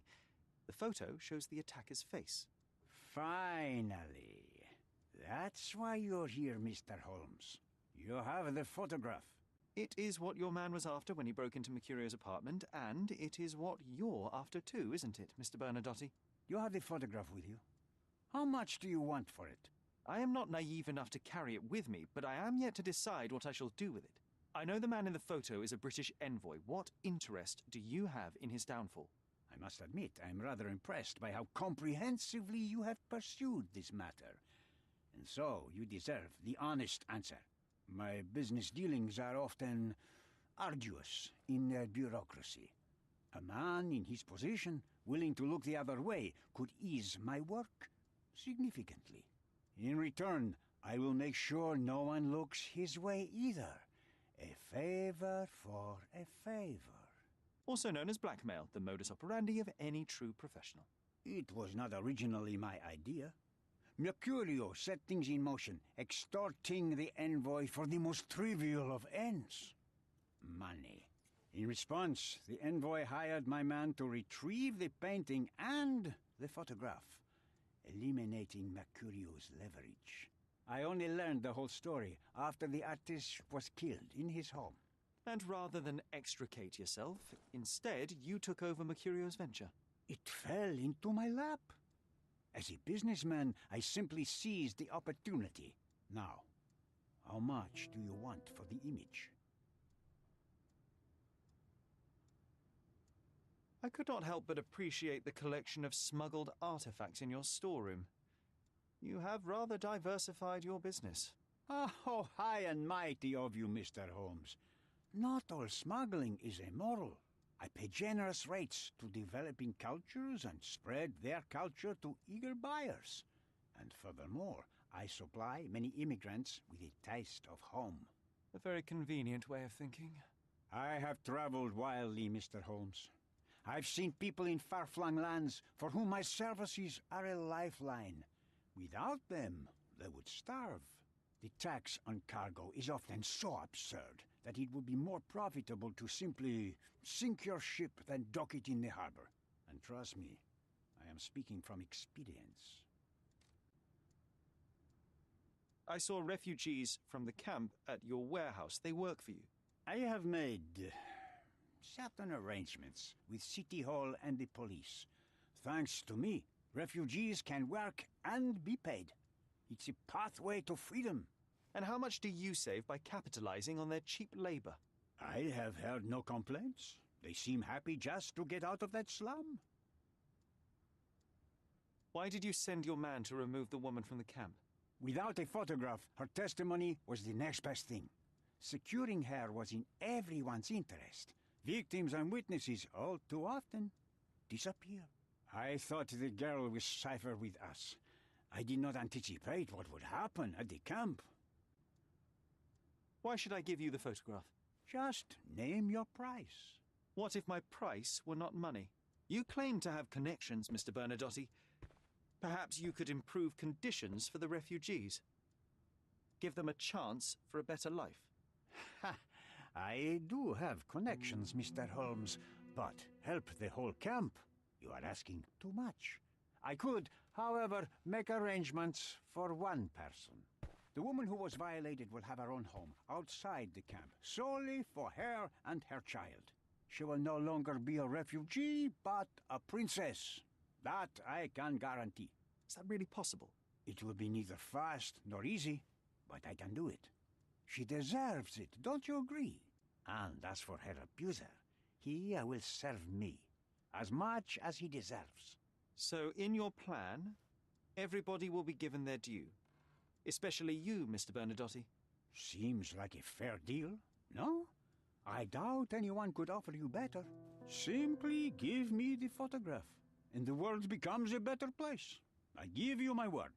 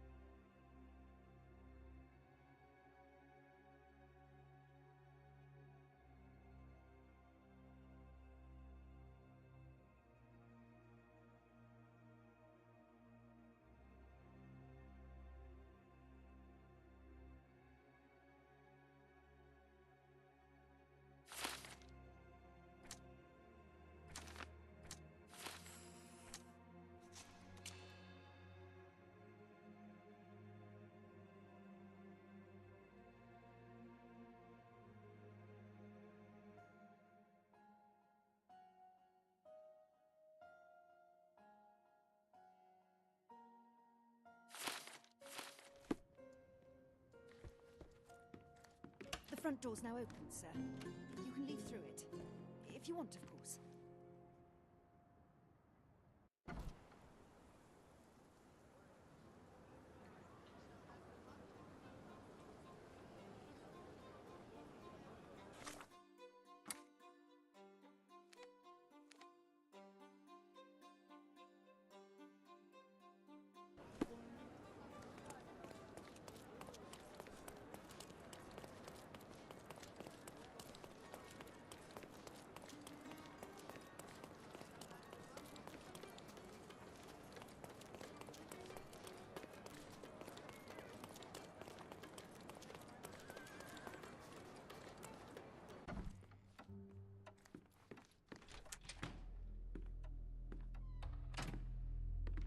Mr. Holmes, you've returned. Have you uncovered anything new about the theft?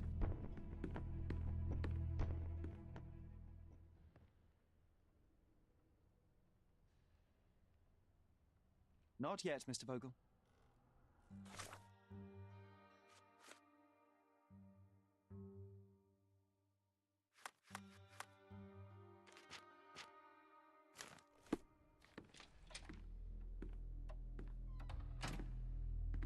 Mr. Holmes, you've returned. Have you uncovered anything new about the theft?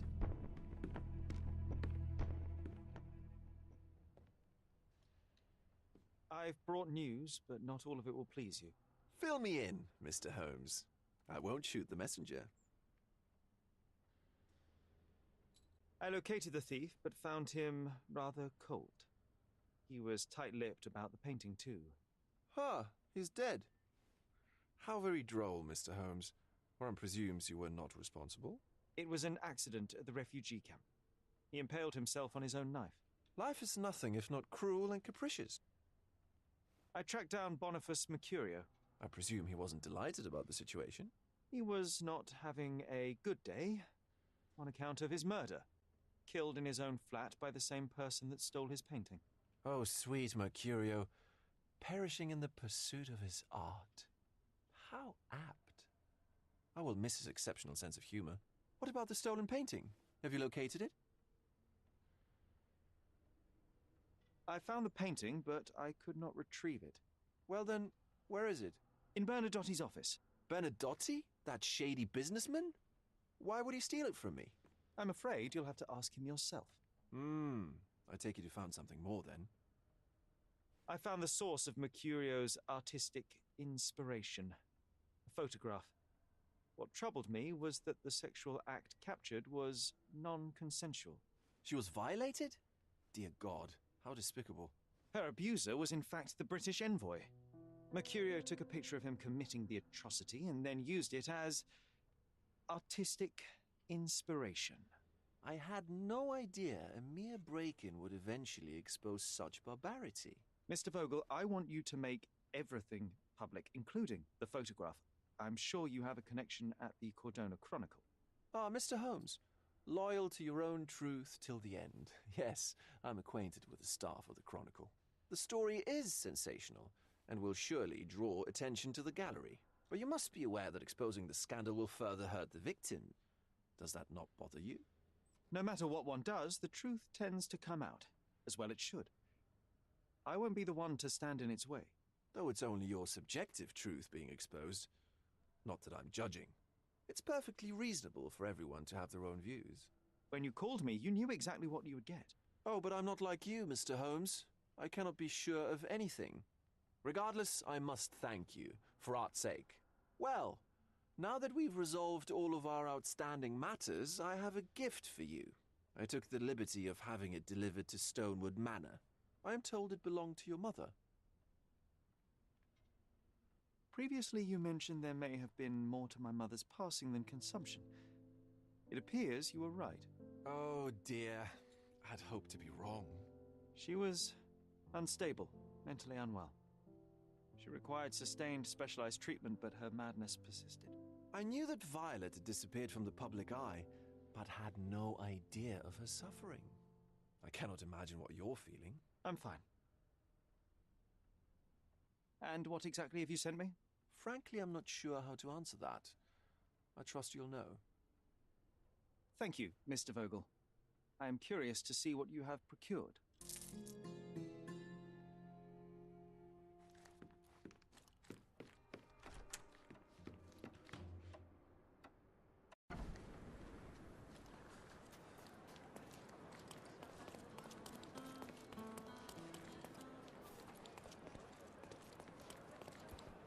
A fresh newspaper?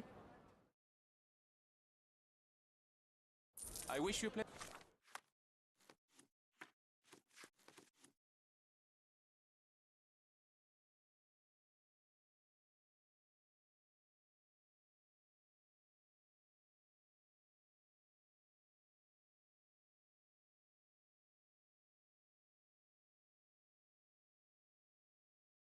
reading.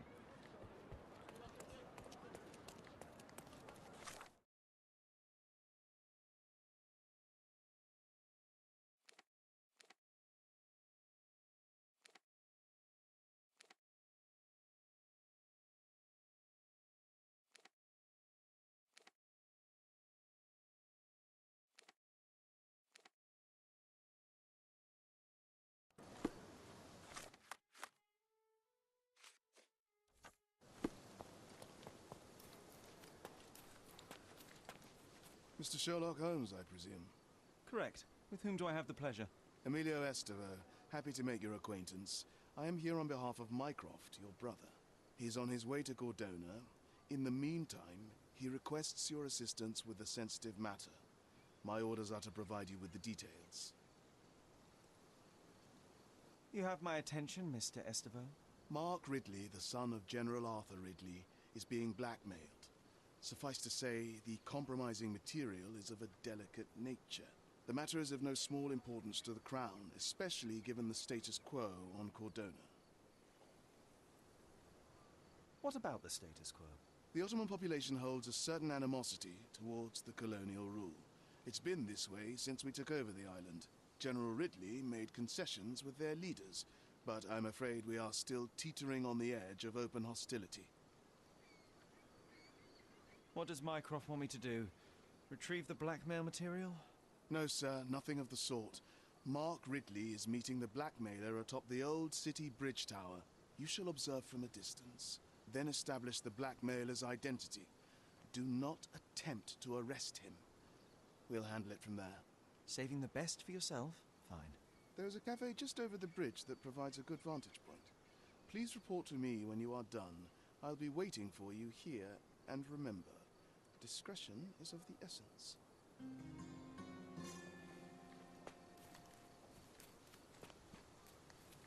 I imagine Goliath was surprised to find out his lady was not real.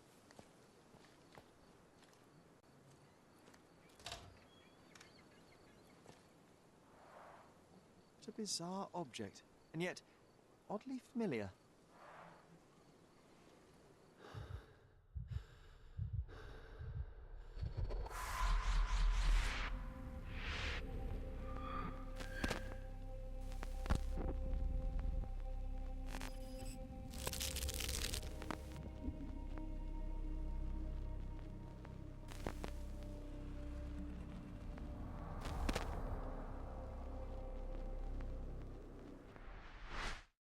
Did you just remember something?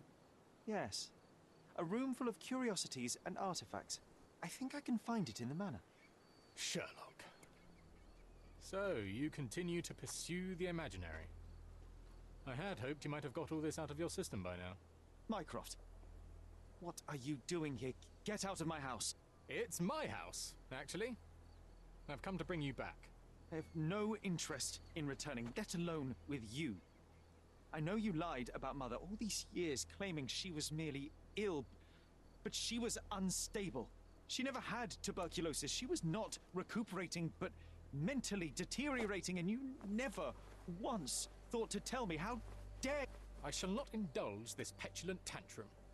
You can just tire yourself out and then slink back to London with your tail between your legs. Just tell me everything! I'm an adult now. Show me the basic courtesy of an explanation. You know I will find out eventually. The goal was stability, and that's what you got. The right thing for everyone was to try and move on from her passing. The consequences of one's actions determines what is right or wrong. Yes, exactly.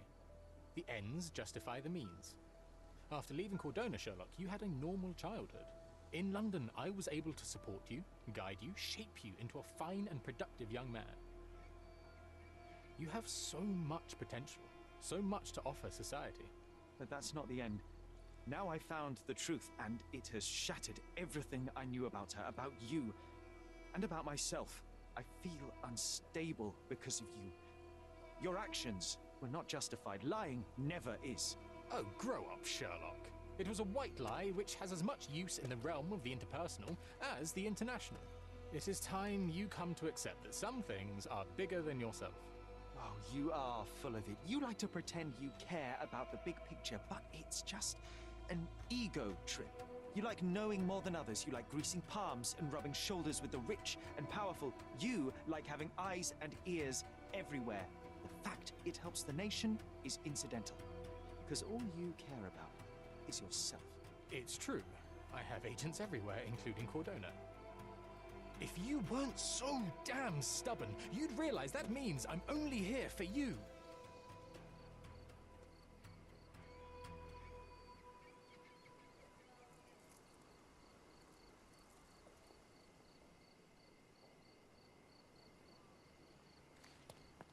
Just...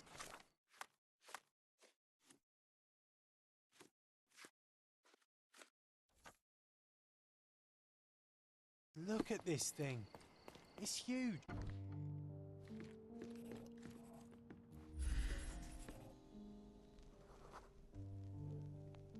I remember returning home with a pair of perfect sticks. We wanted to turn them into training swords. Oh, that's right. We stood there, frozen, staring at something huge in the main hall.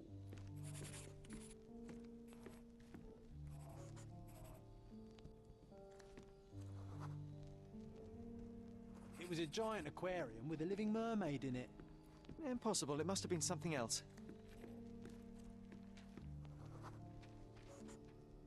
Oh, of course, that mortifying hoax presently taking up space in our front yard. Well, fine. Your memory's better than mine. But I'm sure we started examining it immediately. And someone else was around too. It was my mother. She asked what I thought of the artifact. You were really concentrating and holding something in your hand.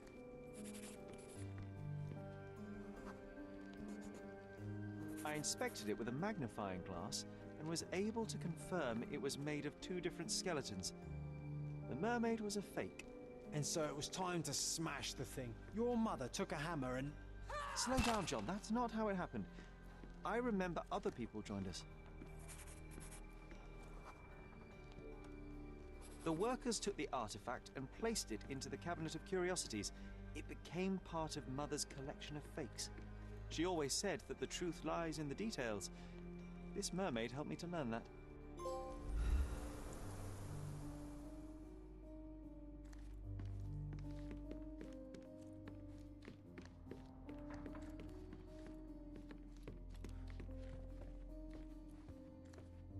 Another one. There must be something important behind it. I can feel it.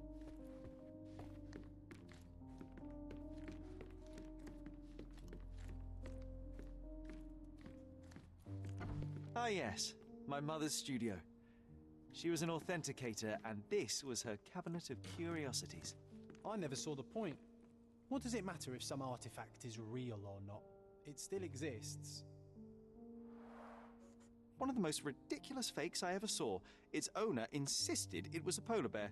He thought the white paint on the brown fur wasn't noticeable.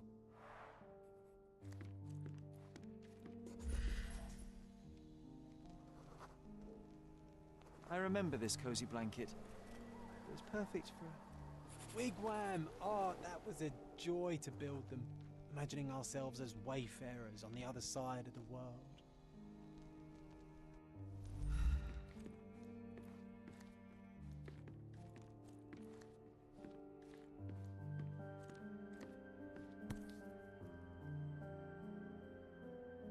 Watkinson and Holman, Chapter 1, by Wallace Dioram. Oh, Mycroft.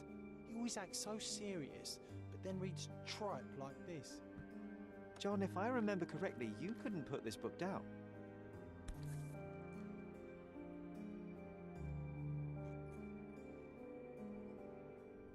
Another fake Holy Grail. Its owner claimed to be the heir of King Arthur. Scarcely believable. He also insisted a deadly rabbit was hunting him.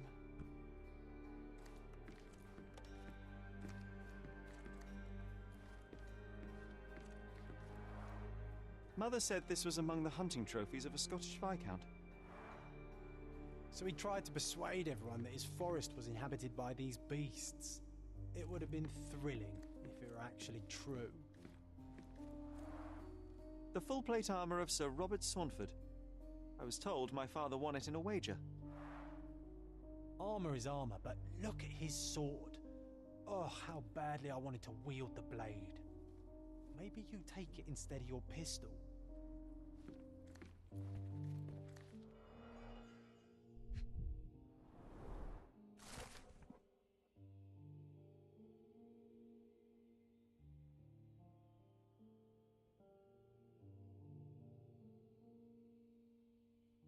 Clearly, it was deliberately torn.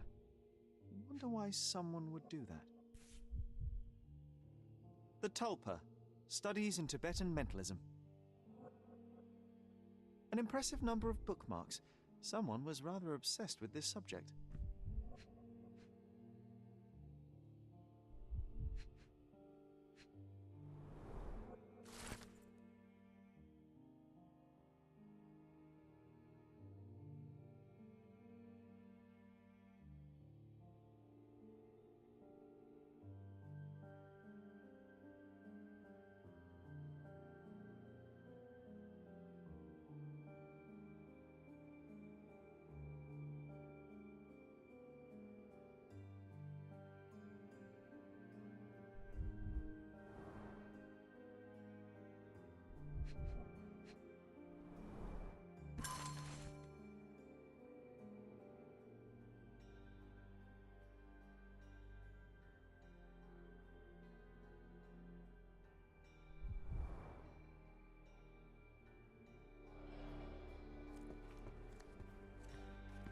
And this one was brought from a German museum. They claimed it belonged to Vikings. Nonsense, of course. Vikings never had horns on their helmets. The so-called mummy of a Persian princess. The defrauders did good work, but missed one small detail. It's the mummy of a man.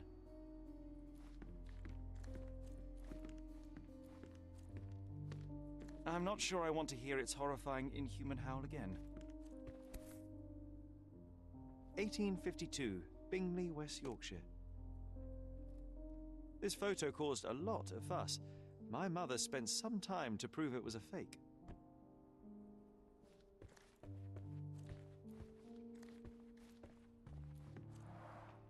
Look, it's Roger.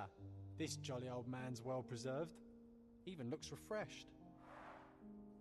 I doubt he drew much interest at the auction. That's for the best. I'd be upset if he fell into the wrong hands.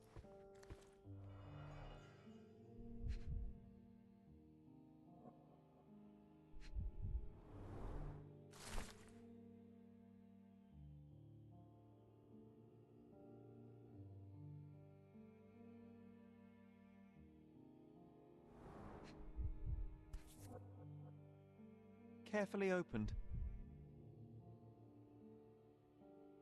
Dated 24th of April, 1869.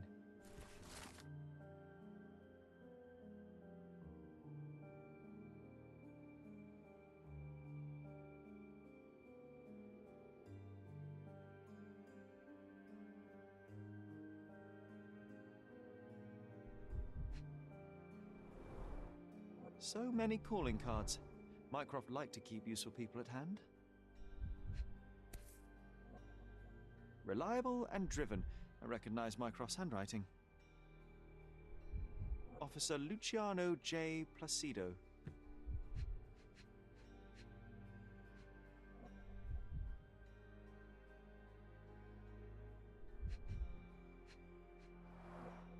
This drawer was always closed. Only Mycroft knew how to open it. I remember we tried to break it open and spy on him, but alas, had no success. Maybe today's the day. Oh, Sherry. I'm starting to remember something.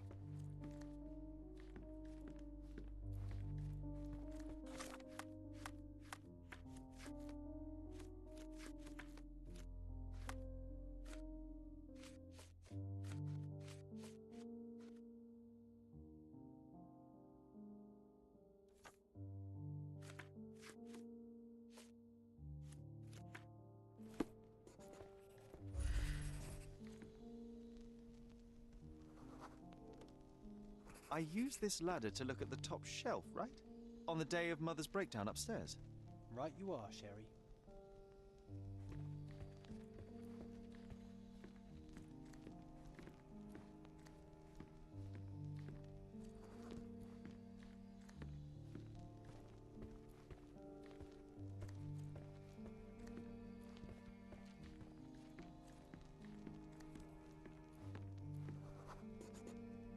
We heard a noise. I can't recall of exactly what, and we didn't have a great view from behind the statue.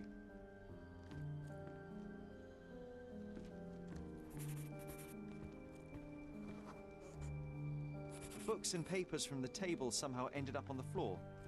Now it's coming to the surface. I feel it.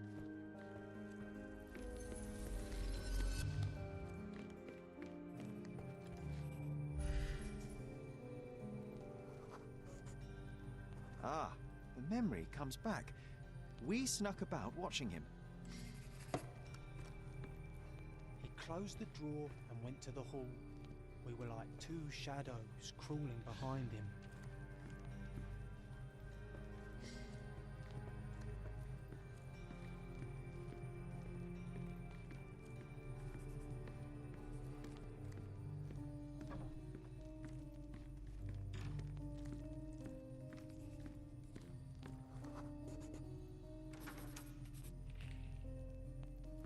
He opened the door to the postman, and they exchanged documents.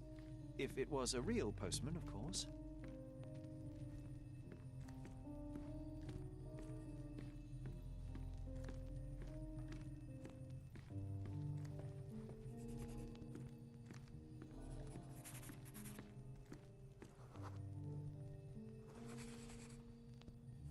The painting on the wall was slightly atilt. He stopped and straightened it.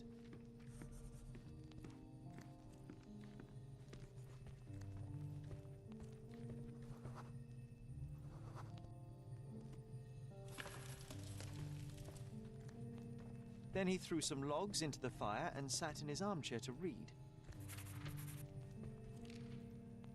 It's as boring now as it was then. I'm sorry, Sherry, but I think that's it.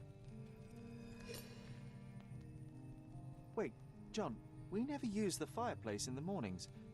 What if...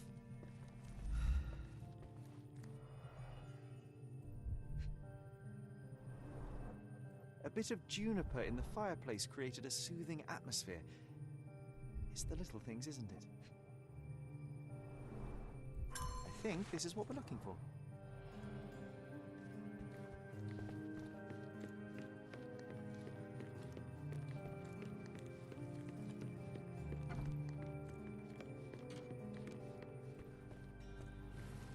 We made it. So what's there? Gifted by Queen Victoria herself. Single malt whiskey, Mycroft's favourite.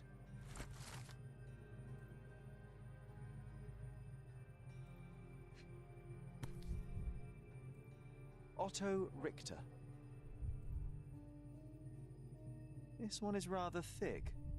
Mycroft can be truly dogged in his research.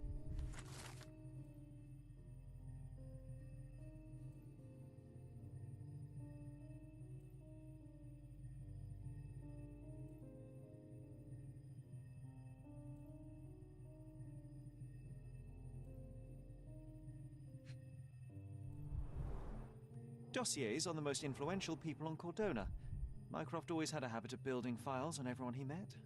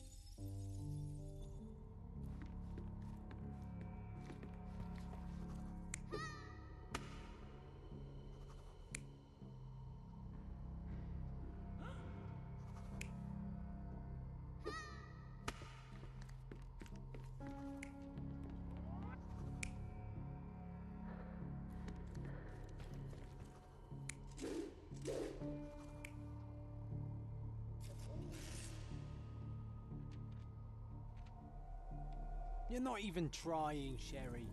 Concentrate.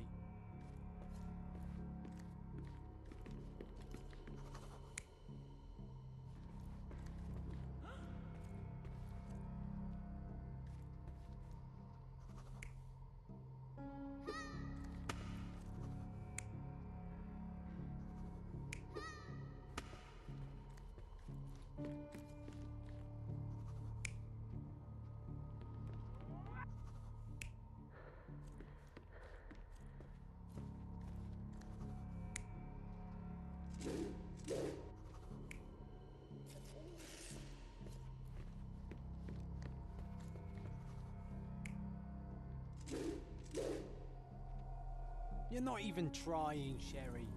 Concentrate.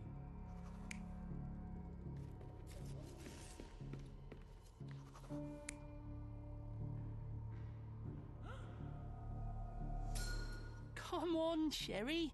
Let's go outside. Wait. Did you hear that? Come here, Sherry. You call this progress? Charlatan, amateur. I'm not letting you anywhere near my mother again.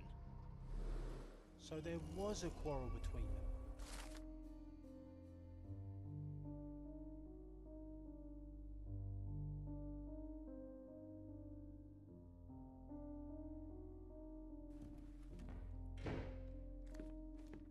I heard a noise in the hall.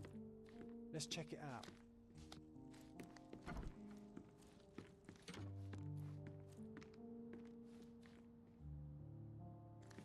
Sherry, look! We've got a parcel here. Hurry up and let's see what's inside. Mycroft's umbrella, the only outgoing thing in his wardrobe.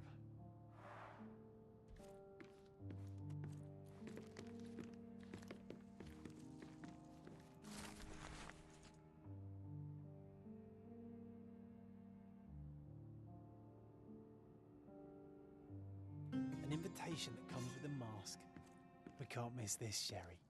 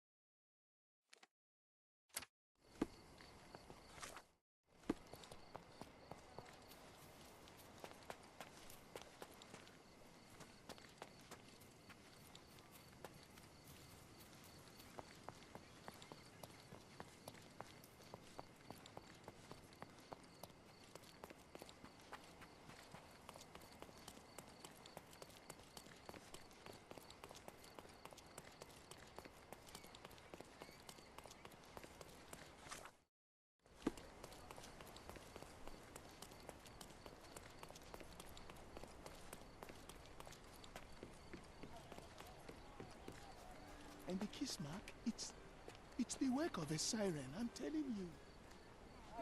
Here to gawk at the bloater? Not at all, officer. Perhaps I can help. Help with what exactly? Solving an accident? Fellow drank himself to death, literally. Case closed. It's not the first case, neither. A few days ago, another drunken sailor drowned himself in a fountain. What can you tell me about the other sailor? Nothing to tell. Some rich chap complained about a dead body in a fountain.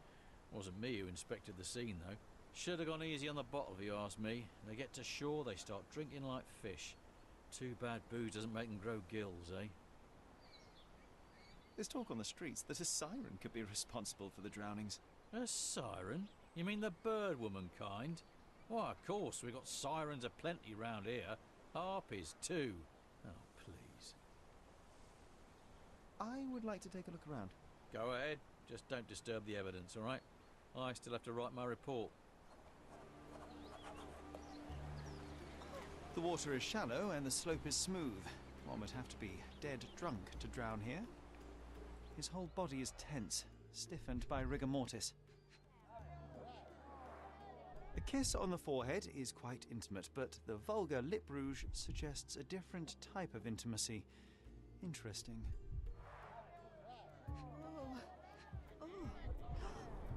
The face is frozen in a contorted smile. What's happened? His fingers are clenched as if he's clutching to life even now. Who is it? Worn, soaked boots, size 8. Something smells fishy here, and it's not brine. What's happened? Oh, who is it?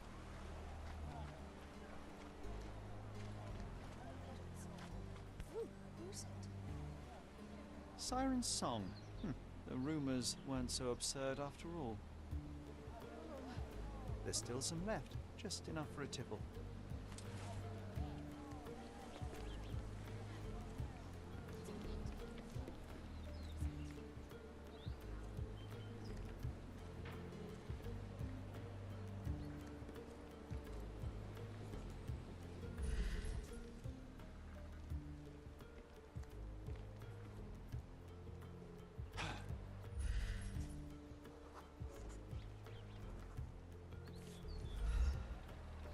A bright red lip rouge mark.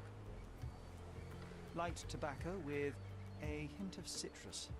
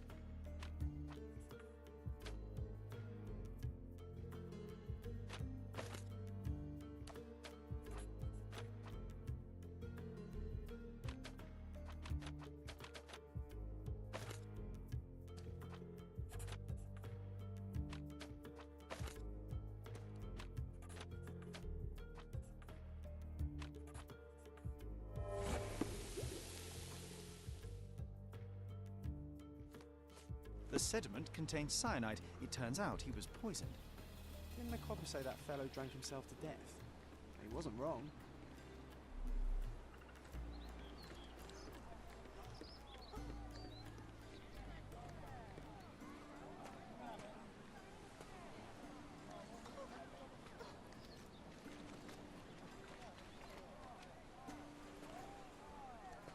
What now?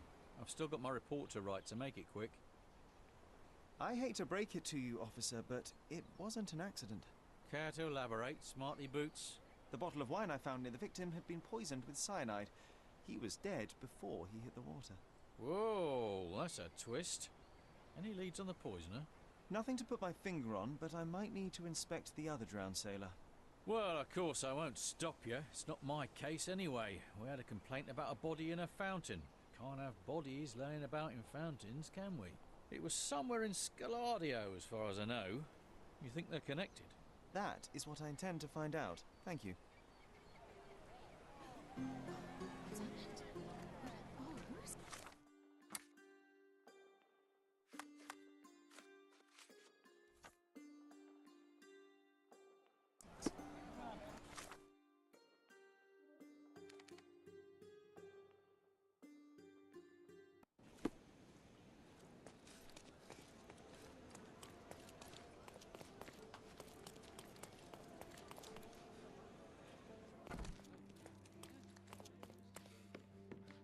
Did you hear this?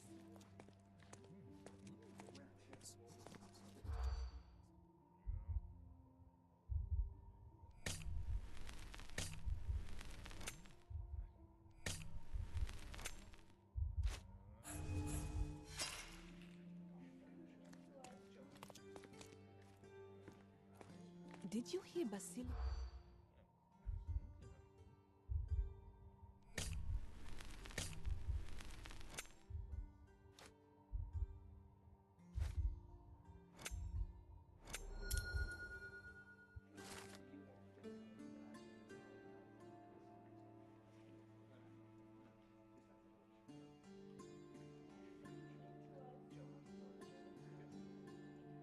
In the police.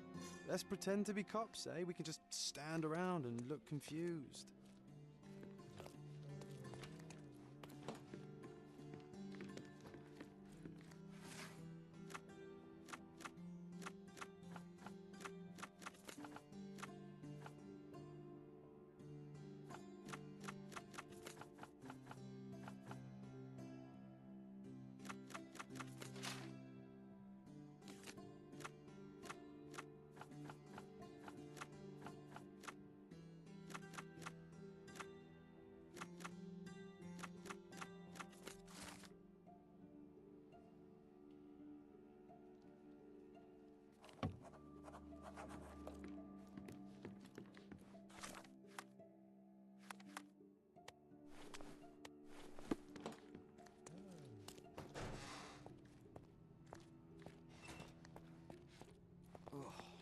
What a long day.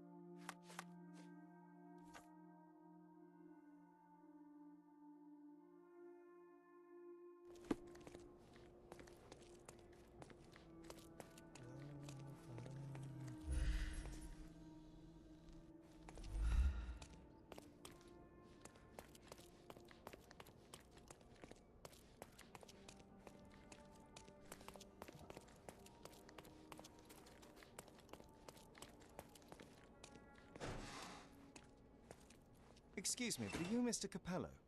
My name is Sherlock Holmes. I'm hoping you could spare a moment to talk. Manners, what a pleasant surprise. Most of your colleagues have lacked even the simplest of common courtesies. You're a suspect, sir, but not yet a criminal. I shan't treat you as such. Your case is refreshingly unusual, and I wish to get to the bottom of it. Manners and enthusiasm. Huh. May you go far, young man. What can I help you with?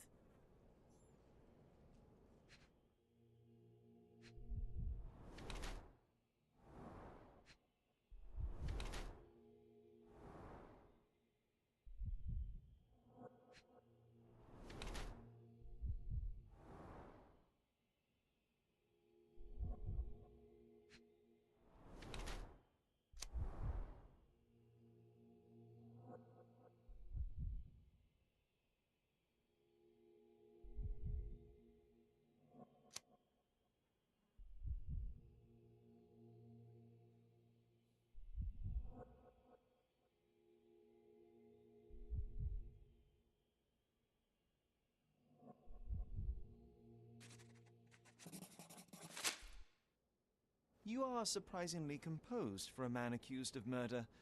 Not so easily shaken, I take it. Life is full of surprises. You'd be astonished how many deals go sour due to a force majeure. One becomes skilled at adapting. I am confident this will all be set straight. Until then, I will endure. Much how you endure that injured hand. Those bruises look painful, but you seem barely aware of it. Were you attacked? Ah, no. A minor accident, nothing more. My heady days as a man out to prove his valor are far behind me. I now know that to succeed in life, one must stay calm and plan ahead. The world will turn your way eventually. And if it does not, then one must persuade it so. Please, tell me how you ended up in this situation. Well, this morning some clients arrived to finalize their purchase of a Capello modular safe. But when we opened the door, out tumbled a dead man. And I take it this wasn't normal? No, I normally keep my corpses in the wardrobe. Please, young man, spare me your wit. The rest of the day was a blur. I recognized the victim, and it seems so did the police. That was enough to make me the main suspect. Who sent for the authorities? No one. As it happens, we had a break-in last night. Nothing was stolen, but for insurance purposes, the report had to be made. So, police officers just happened to be on the premises when we discovered the body in the safe. You say you became the suspect when the police identified the victim. Is there history between you? Surely you jest. That man and I have never met, and never would, unless he became the first deity in history to use our products. Some sort of family feud?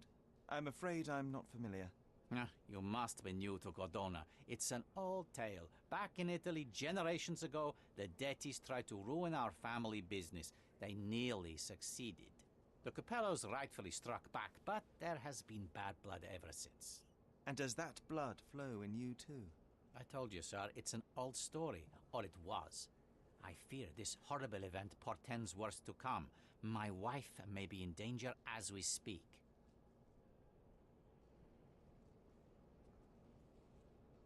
You mentioned you were showing your wares to some prospective buyers when the safe was opened. Who were they? Clerks from the bank. They inspected the safe from top to bottom yesterday. I assumed the sale was just a formality at that point. And the safe was closed? It's usually open, but it locks automatically when the door swings closed. That's another marvelous Capello invention. A coffin that locks itself. Marvelous indeed. Help me grasp your movements yesterday. What time did you meet the customers from the bank, and did you have any other appointments? Yesterday, the bank clerks arrived at 10 a.m. Afterwards, I was alone in the office until my wife Augusta came in at 3 p.m. I left for home at 6:30 p.m. And what about this morning? Our meeting for the demonstration was set for 9 a.m. I arrived about half an hour prior in order to prepare. I have one final inquiry. Do you recall the time at which the safe door was closed? Young man, I may just as well ask you when you closed your cigar case. I have opened our safes 12 times a day for 12 years. I do not recall. I'd like to inquire about the burglary. I'm not sure I see the connection, but if you wish to know more, talk to Billy Lloyd, the night watchman. He scared off the thief. Was it also Billy that discovered the burglar? No, my wife did. She had stayed late yesterday. Poor Augusta. At least she's safer with the police than at home alone. Well, Mr. Capello, I think that's all I need from you at present. Where can I find your office? Here, take my card. Billy should be on site to assist with the investigation. And please, sir, would you check on my wife before you depart? Thank you. I will endeavor to speak with her before I leave the station. Please, treat her gently. Women lack our resilience when it comes to ordeals like this. I shall eagerly await your return. After all, there's little else I can do.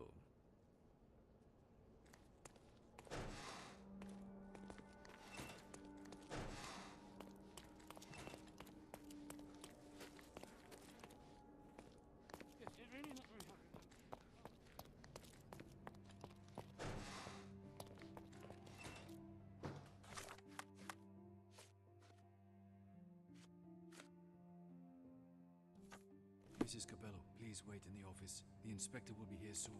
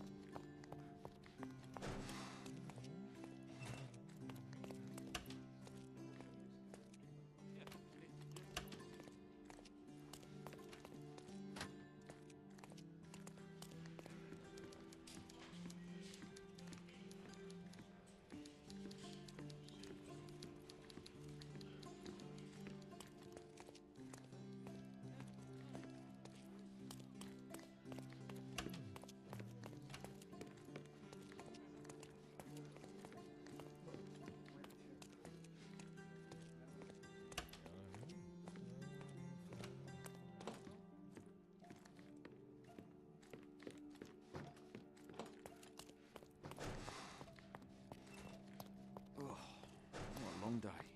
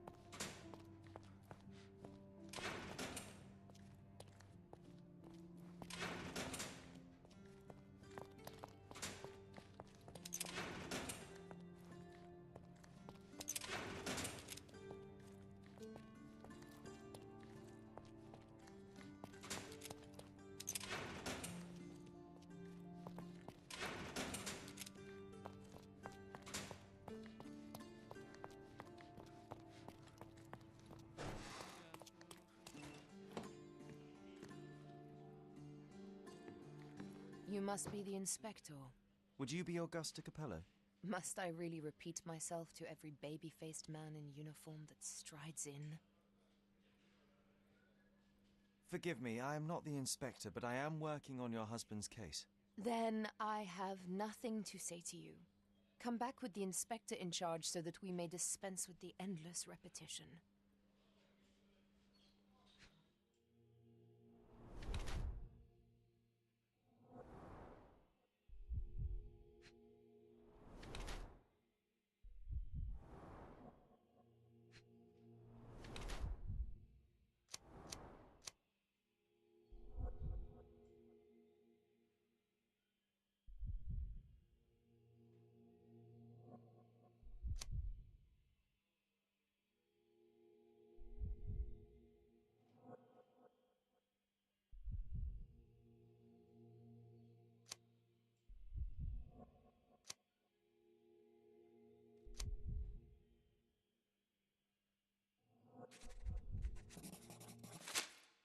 Whilst I prefer German composers, the harp solo from Lucia di Lammermoor stands out as one of Donizetti's finest contributions to the form.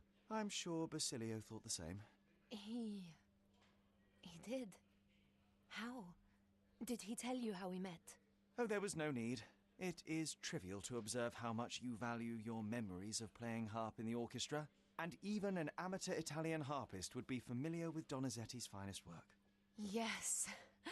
Music is a balm in these uncertain times. It is nice to meet another who appreciates it. Much as I appreciate the truth. Please, Mrs. Capello, let me help you and your husband. I am not unappreciative, sir. But I'm afraid I presently lack the strength. Basilio tells me you were present during the burglary yesterday. What can you tell me about it? Oh, it gave me such a fright. I fainted, fell to the floor. I wish I could help you, but, I'm just utterly useless. Please, I want to rest before the inspector arrives. Were you familiar with the deceased man found in the safe? No, I did not know him, nor can I conceive of how the poor soul ended up there. You've had quite the day, Mrs. Capello. I shall leave you be. If I have further questions, I may visit again later.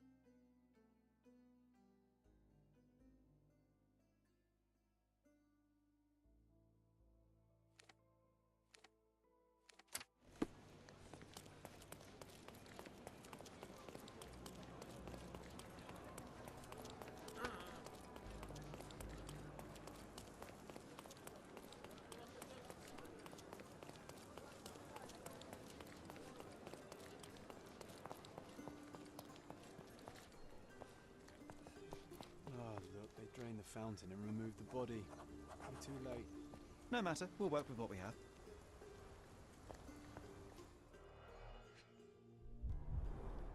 Last week's newspaper, the front page reads, "Sky is the limit, Governor funds Arsenal's second airship."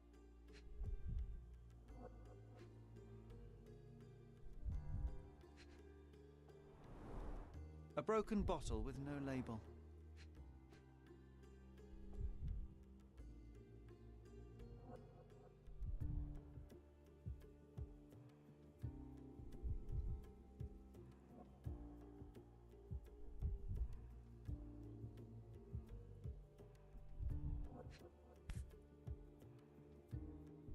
A bright red lip rouge mark.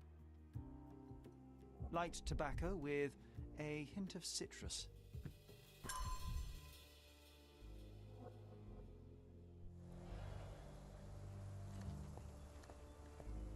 Drowning in a 2 feet deep fountain? I've seen some things, but this really takes the biscuit.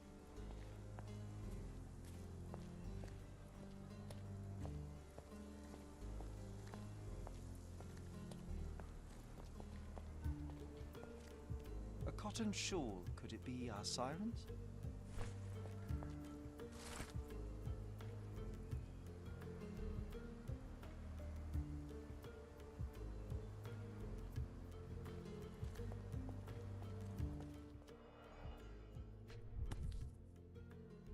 This wine again.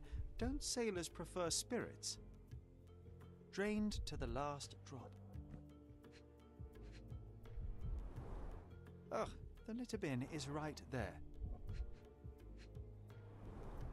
The victim won't be needing his cap anymore. I might as well take it.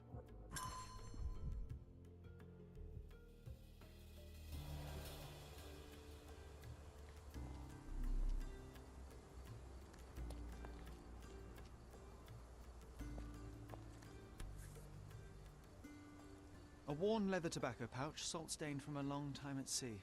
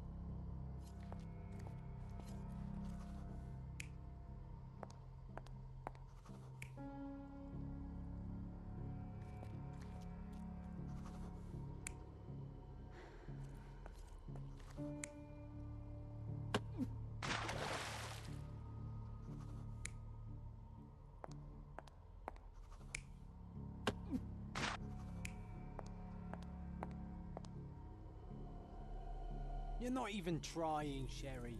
Concentrate.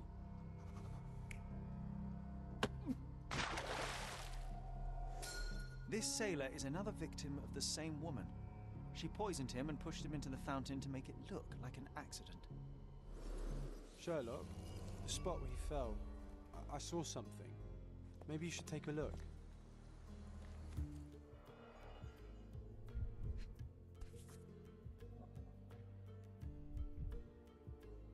A water-soaked matchbox from the Drinking Dutchman. Must be a local pub.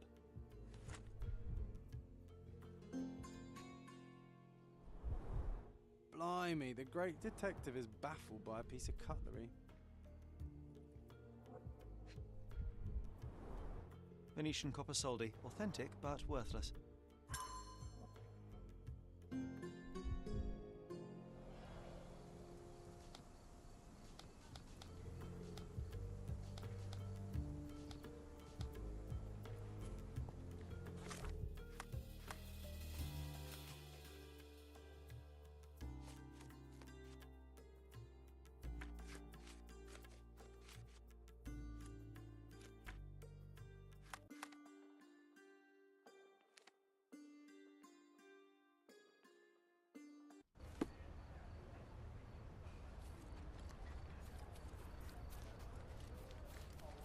Not in the mood for chit-chat.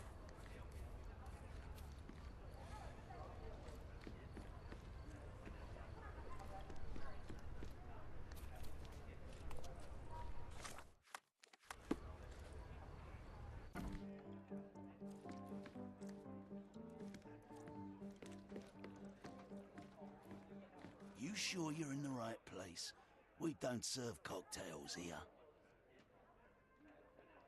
I'm looking for information about a sailor who recently drowned in Scaladio. Would you happen to know anything about him?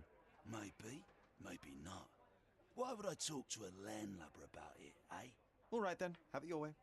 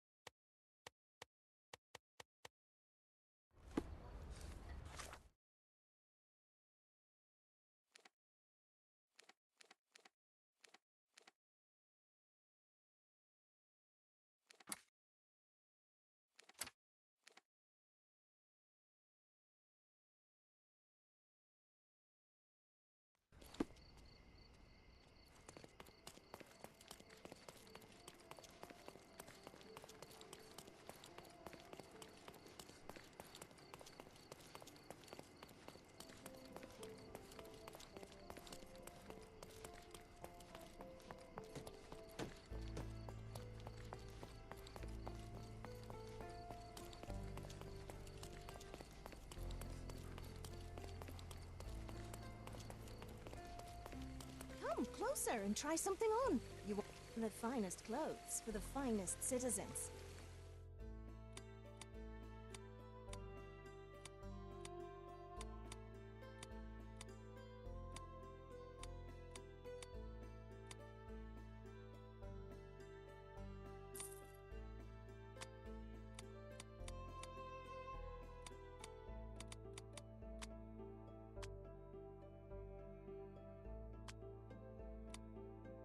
A perfect choice.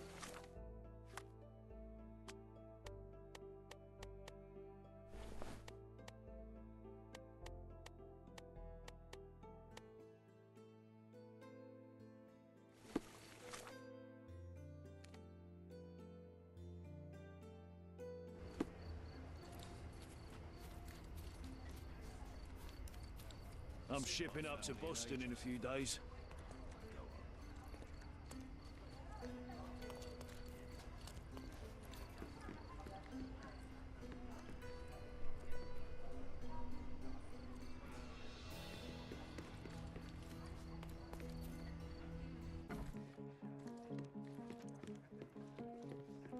What can I get you, mate? Nah, I'm good. Don't want to end up like that guy who drowned in the fountain after having one too many. Aye, I know the fella. Shame, damn shame. But let me tell ya, it wasn't the drink that got him. 'Twas a curse.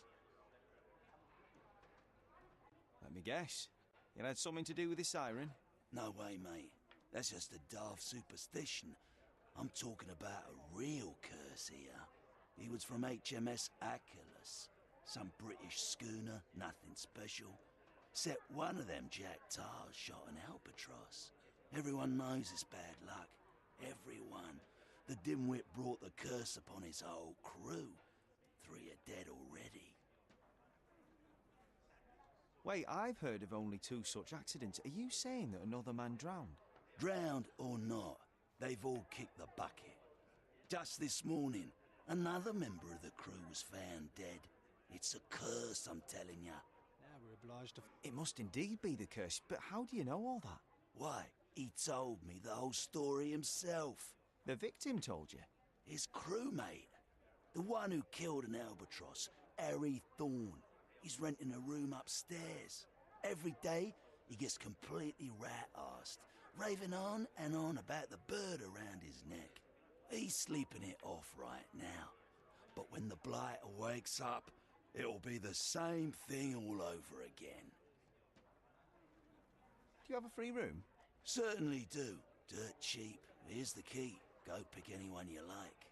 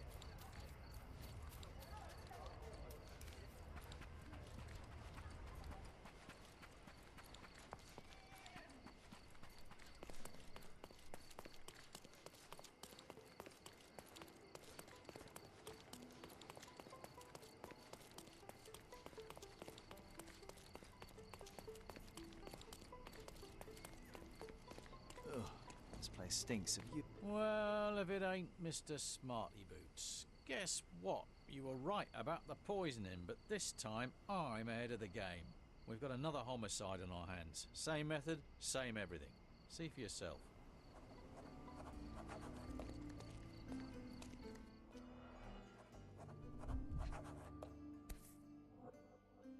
An empty bottle of rum. There'd be no sirens.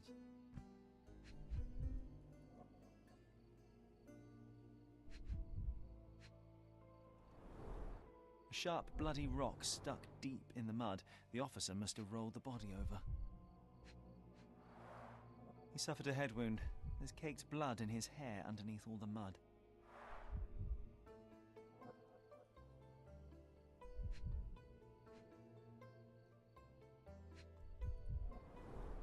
Looks like he slipped. This was clearly an accident.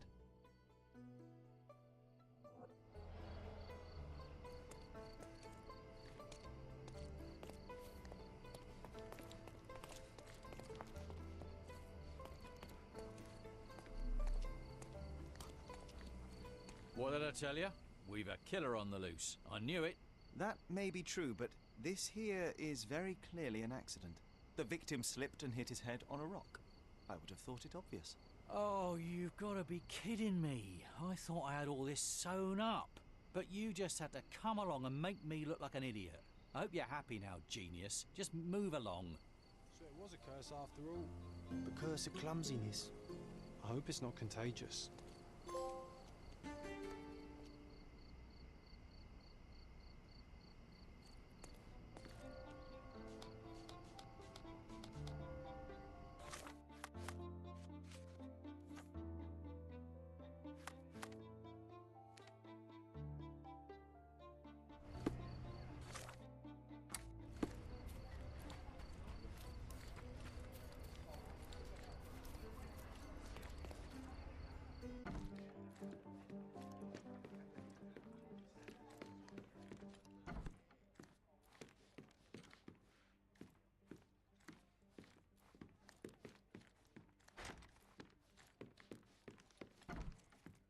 Oh, it smells of stale cigarettes and damp bedsheets. Not exactly the best place to stay in town.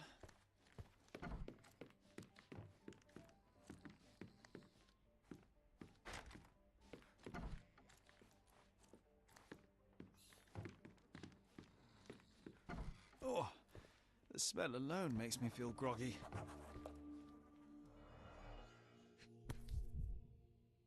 The photo of the cursed crew. Here's Thorn, and right next to him, our first drowning victim. Crew of HMS Achilles, Cordona, 1879.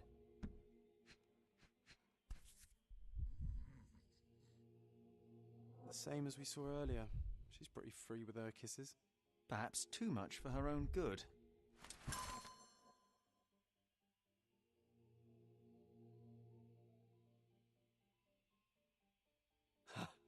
Now we walk into a trap, guns blazing. The game is afoot, Sherry boy. Well said. I think I'll borrow that line from you, old chum. Oof, he's really gone on a binge. He's out cold. No use trying to wake him.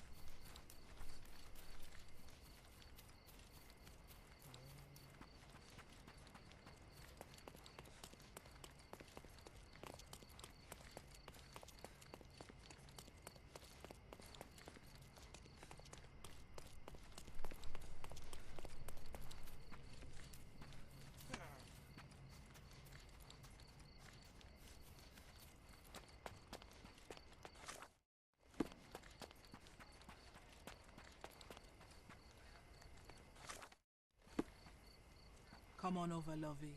Don't be shy. I can see you're up for some fun. Madame Pauline will see you right. Girls, boys, a bit of both. Whatever tickles your pickle, darling. I'm looking for the girl who wrote this letter. Perhaps you know who she might be? Let me see. No, I don't know, lovey. I have a Lizzie here, but I doubt she can even spell her own name. And what's all this nonsense about a special client? This is a business we're running here, not a charity. I don't see what you're getting at.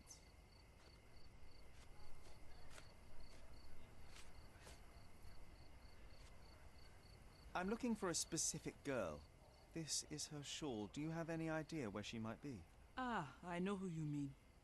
It's the goody two shoes down the street. She's not one of mine, though. She's not even a working girl, if I say so myself. Trust me, lovey. We'll give you a much better time. I don't doubt it, Mom, but I have to see her first. Thanks for your help.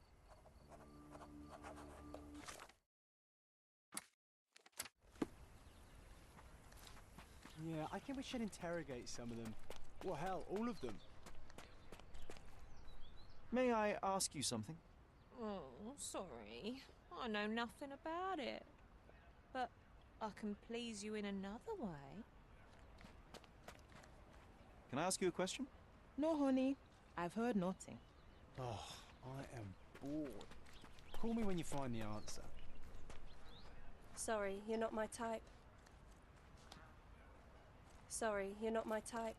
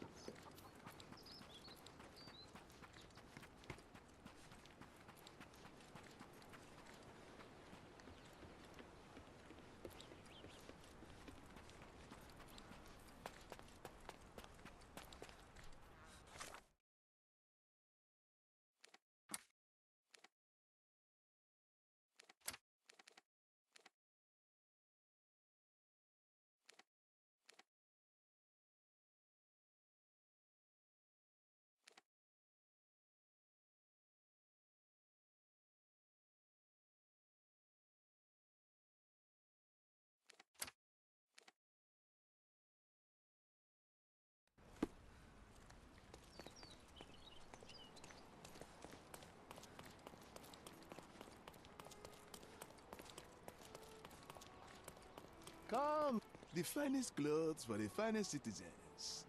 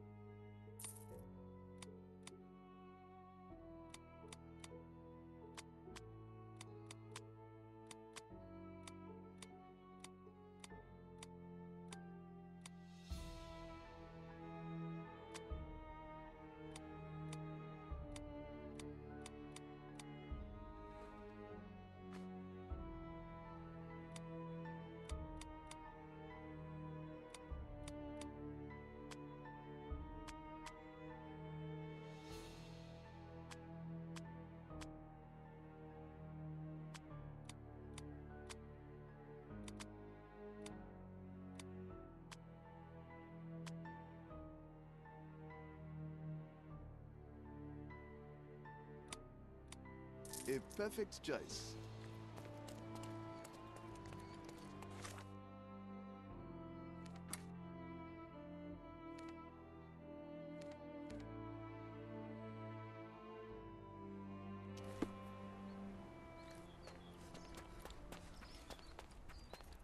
Sorry, you're not my type.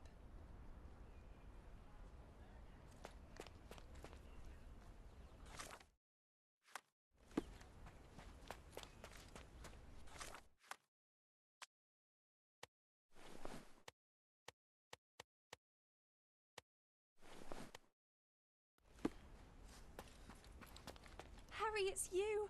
I knew you'd come. It's been so long, but you haven't changed a bit. I don't suppose you remember me, do you? Can't say that I do. Oh, it's all right. I expected as much. You were a few sheets to the wind the night we... You know, I'm Eliza, but you can call me anything you like, my lovely. Did you get my letter? Ah, yes, the letter. Hello, Eliza. Hello, handsome. I've missed you. I wonder if you still have your prowess. Why don't we go to my place for some wine and something extra? How could I refuse such an offer from a pretty girl like you? Let's go right now. Wonderful. Follow me. It's not far from here.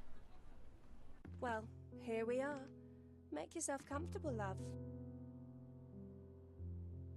There's wine on the table. You should have some. Loosen you up. Bring out your naughty side. Won't you drink with me? Absolutely. I'll join you in a minute. I just need to powder my nose. All right then. I'll be waiting for you, pet. Did you just call her pet? Seriously? Boy, you are truly hopeless, Sherlock. Siren's song. She is consistent, I'll give her that. The bottle was open and the cork replaced.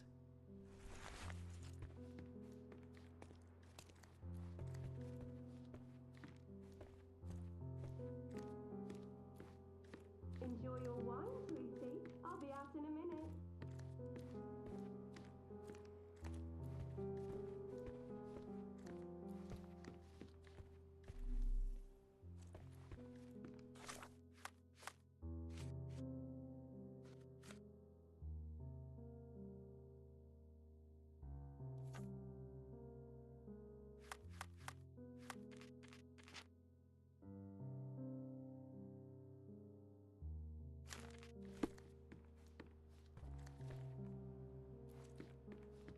A fresh lick of paint, some warm touches, and anyone could call this place a home.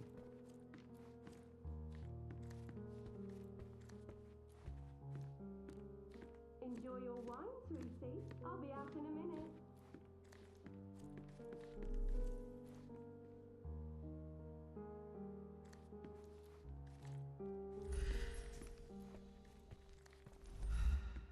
Can't leave just yet.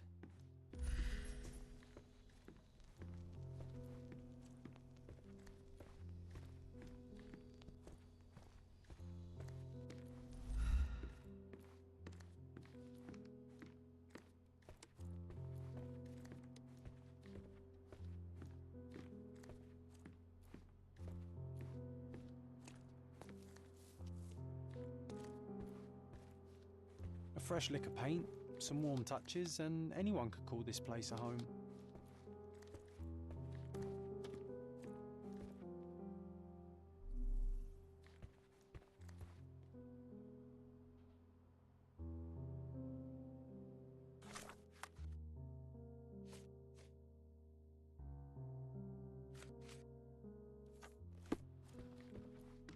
Enjoy your wine, sweetie. I'll be out in a minute.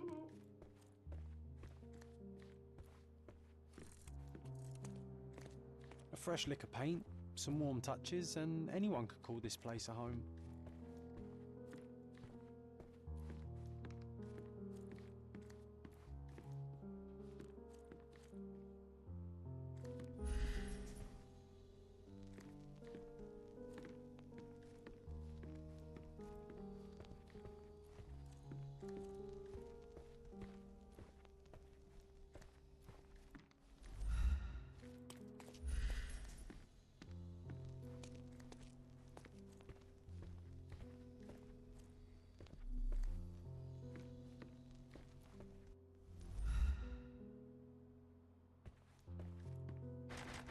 Can't leave just yet.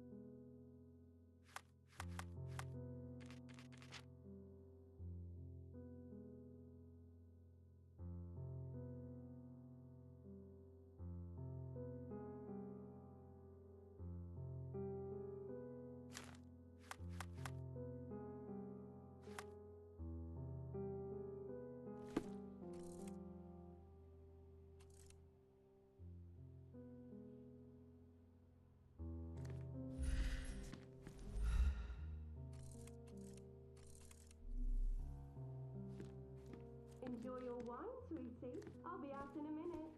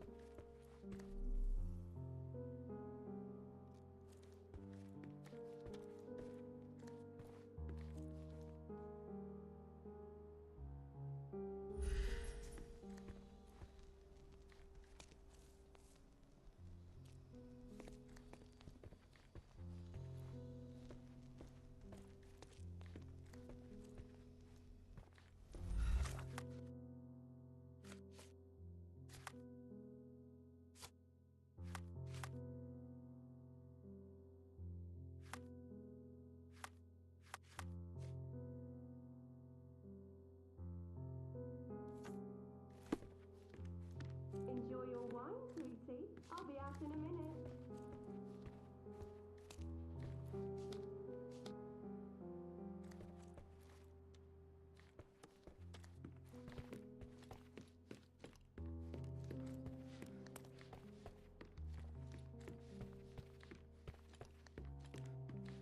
Can't leave just yet.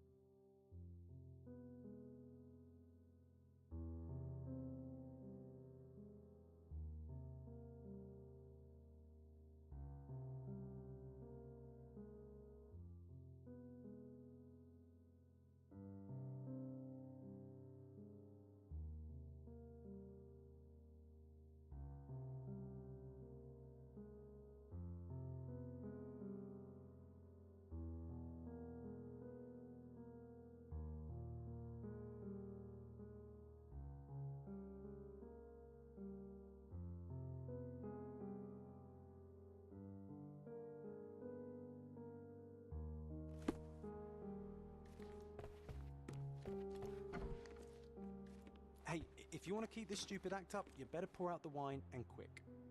Hurry up, she'll be out any second. HMS Achilles, Friday, 5 p.m. She prepared for their arrival.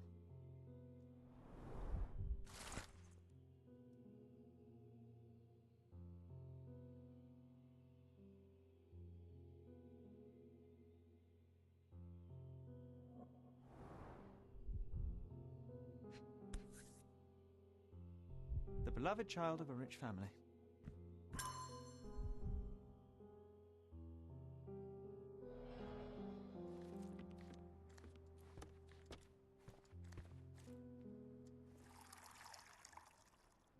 And done. No hard feelings, Mr. Fickus, right?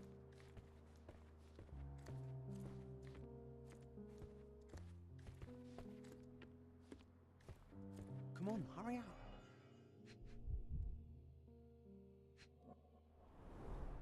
Ah, she's smoking citrus-flavoured cigarettes. The dots connect.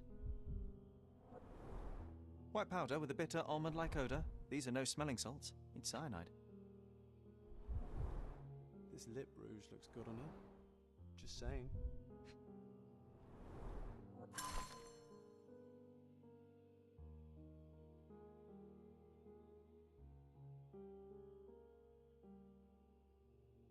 Oh, here she comes. Sorry for making you wait, sweetie. I hope the wine has kept you good company. Oh, yes. I needed to wet my whistle real bad. Splendid, Harry. Bravo. Refreshing, isn't it? Now let me refresh your memory as well. I don't feel so well. As well you shouldn't. But don't worry. It'll be all over soon. It won't hurt. Much. At least not as much as when you and your friends forced yourselves on me. Not as much as when you ripped away my clothes, my dignity, my life. I've hated you with all my heart. But not anymore. Now I forgive you. Truly I do. Let me kiss you goodnight. Now, that would hardly be appropriate, miss. Wait, what's happening? It's time I drop my act. This beard is false. I'm not Harry Thorne. Oh, I see. You're from the police then, yes? Here to question me? There's no need. My name is Sherlock Holmes. I know that you killed Thorne's crewmates, and I know why. Well, Mr. Holmes, you can save your breath. I won't deny a thing. But please stop tormenting me with this farce. Do what you must. I will keep it a secret, but you do have to stop. How can I stop now after all I've done? I thought it would bring me solace. Stupid. It is too late. You cannot undo what you've done, that much is true, but it's not too late to move on. It's never too late. You're right. You must be right. I knew it all along, I just didn't have it in me to admit it. I'm glad that you do now. And here's your shawl. Try not to lose it again.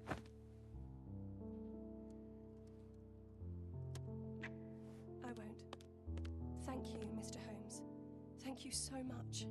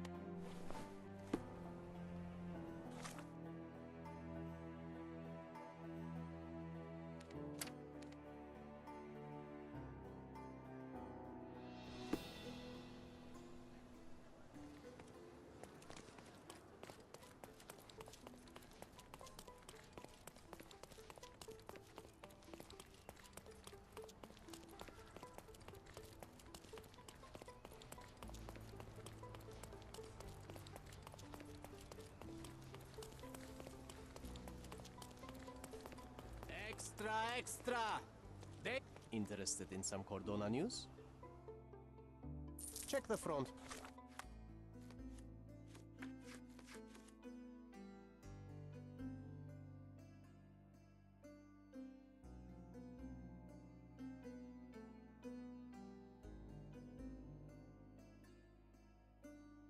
Page, you won't regret it.